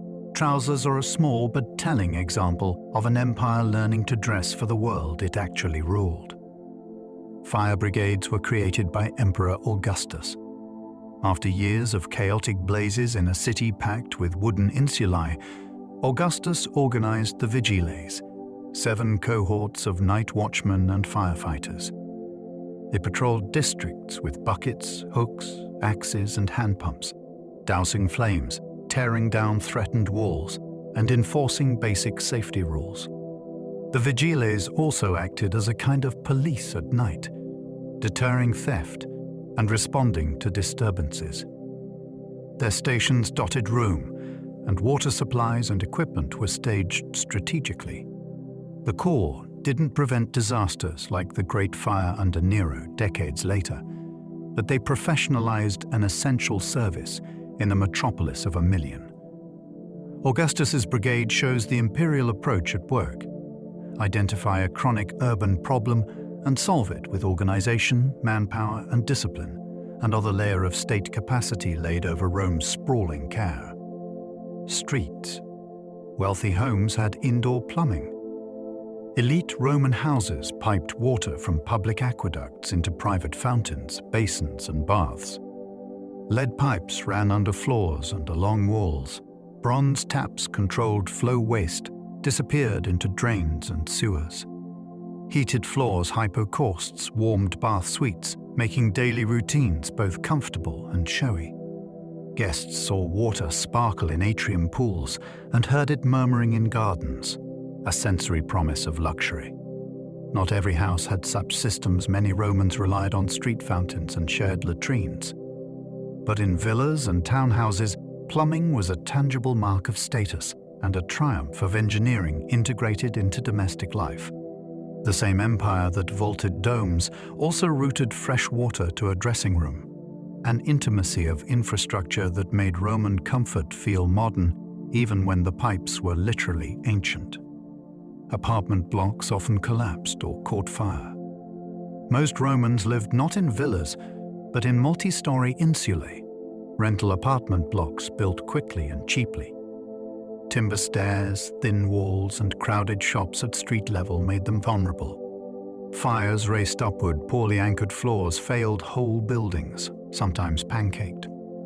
Emperors passed regulations, height limits, firewalls, wider streets, to curb the worst risks, and landlords were fined for negligence. Yet demand for housing kept pressure high. Tenants on upper floors paid less because access was harder and danger greater. The insulae are a reminder that Rome's grandeur rested on a precarious urban reality. For every marble forum, there were 10 dark stairwells where daily life unfolded to the creak of beams and the flicker of oil lamps. Safety improved, but the city's scale ensured regular tragedy. Street lighting came from oil lamps and torches. Rome did not blaze with modern streetlights, but main thoroughfares, forums, and doorways glimmered after dusk from oil lamps hung on brackets and torches carried by pedestrians and slaves. Wealthy households employed lamp-bearers' inns, kept lights burning for late arrivals. Festivals brightened entire neighborhoods. The vigiles patrolled with lamps, and shopkeepers sometimes left small lights to deter thieves. Olive oil fueled most lamps, their terracotta bodies stamped with motifs, soot-stained ceilings and arches. Night remained risky. Shadows hid pickpockets and hazards, but the city didn't sleep. Markets opened before dawn, bakers began work in the dark, messengers and soldiers moved at all hours. In that dim, wavering light, Rome's nightscape feels close. Soft pools of brightness, footsteps on paving stones, smoke drifting, the city murmuring after the sun's heat fades. Markets bustled with goods from 3 continents. Step into Rome's markets and you'd see empire on display. Grain from Egypt, garum from Spain, wine from Gaul, silk and spices via eastern routes, ivory and exotic animals from Africa, pewter from Pramar, Britain, marble from Greece. The Forum Boreum handled cattle, the Heraea warehouses stacked amphorae, and neat Rose Street vendors hawked figs, bread, and hot stews. Prices were posted measures, inspected tax collectors hovered. Ships on the Tiber fed the city's appetite, while roads funneled provincial produce to urban mouths. Markets were noisy, fragrant, and multilingual. The empire reduced to stalls and scales. To shop in Rome was to feel the reach of its power and the mesh of its logistics.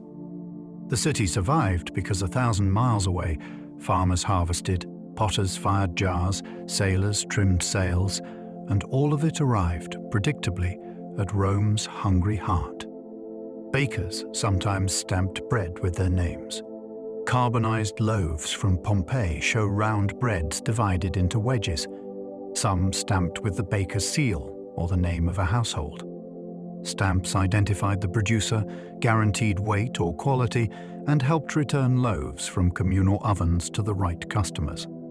Bakeries mixed and kneaded in large basins, proofed dough in warm rooms, and slid it into domed stone ovens on long paddles. Bread was a daily staple. The city's grain dole kept ovens busy. Donkeys turned mills in flour dust that coated everything. A stamped loaf is a small marvel. Brand, contract, and dinner, all at once. It captures Rome's mix of mass production and personal identity, millions of mouths fed by thousands of bakers who wanted their work recognized in a world where reputation meant customers tomorrow. Police forces patrolled the capital by night. Order in Rome fell to overlapping units. The vigiles guarded against fire and petty crime after dark. The cohorts urbani, urban cohorts, handled riots, brawls, and serious disturbances, a kind of paramilitary police under the prefect of the city. They patrolled markets, watched games, and responded to crowd surges, especially during grain shortages. or tense political moments. Their presence reminded citizens that the empire's peace pact wasn't just an abstraction, it was enforced. Rome's size demanded constant vigilance. Festivals, races, and executions drew huge crowds. Narrow streets funneled tempers. Policing wasn't gentle, and corruption existed, but the system kept a vast city functioning most days. When you imagine Rome at night, picture the glint of armor and torchlight, the clink of gear, and the steady tramp of boots keeping uneasy peace among a million sleepers. Rome's census counted every citizen regularly, from early traditions under King Servius Tullius to imperial reforms. The census recorded citizens, property, and status at intervals, shaping taxes, military obligations, and voting rights. Men declared family members and assets before officials' lists determined who could serve, who could hold office, and who qualified for grain distributions. Augustus revamped the system to tighten control and project order, boasting of the numbers counted in public inscriptions. The census was administrative muscle. It made the sprawling empire legible to itself, turning people into names and numbers that could be governed. For a citizen, the process was both duty and identity, an official acknowledgement that you belonged to Rome, and Rome claimed you in return. The very idea that a state should periodically count its people, mundane today, was part of Rome's durable legacy of bureaucratic power. The fall of Rome reshaped the entire world. When the Western Empire fragmented in the 5th century, it wasn't a clean break, but a long unraveling.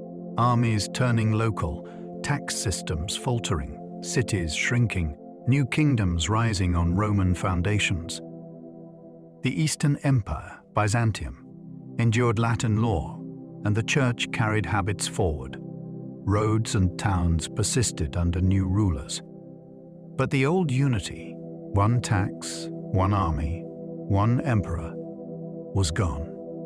The result was medieval Europe, patchwork polities, feudal ties, monasteries copying texts, Latin evolving into daughters across regions. Trade rerouted cities reinvented themselves.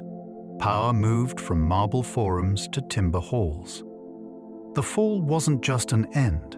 It was a transformation that set the stage for modern nations, languages, and laws. Rome didn't vanish, it changed costume. And the world spent the next 1,000 years learning how to live without, and yet still with, the empire's deep imprint.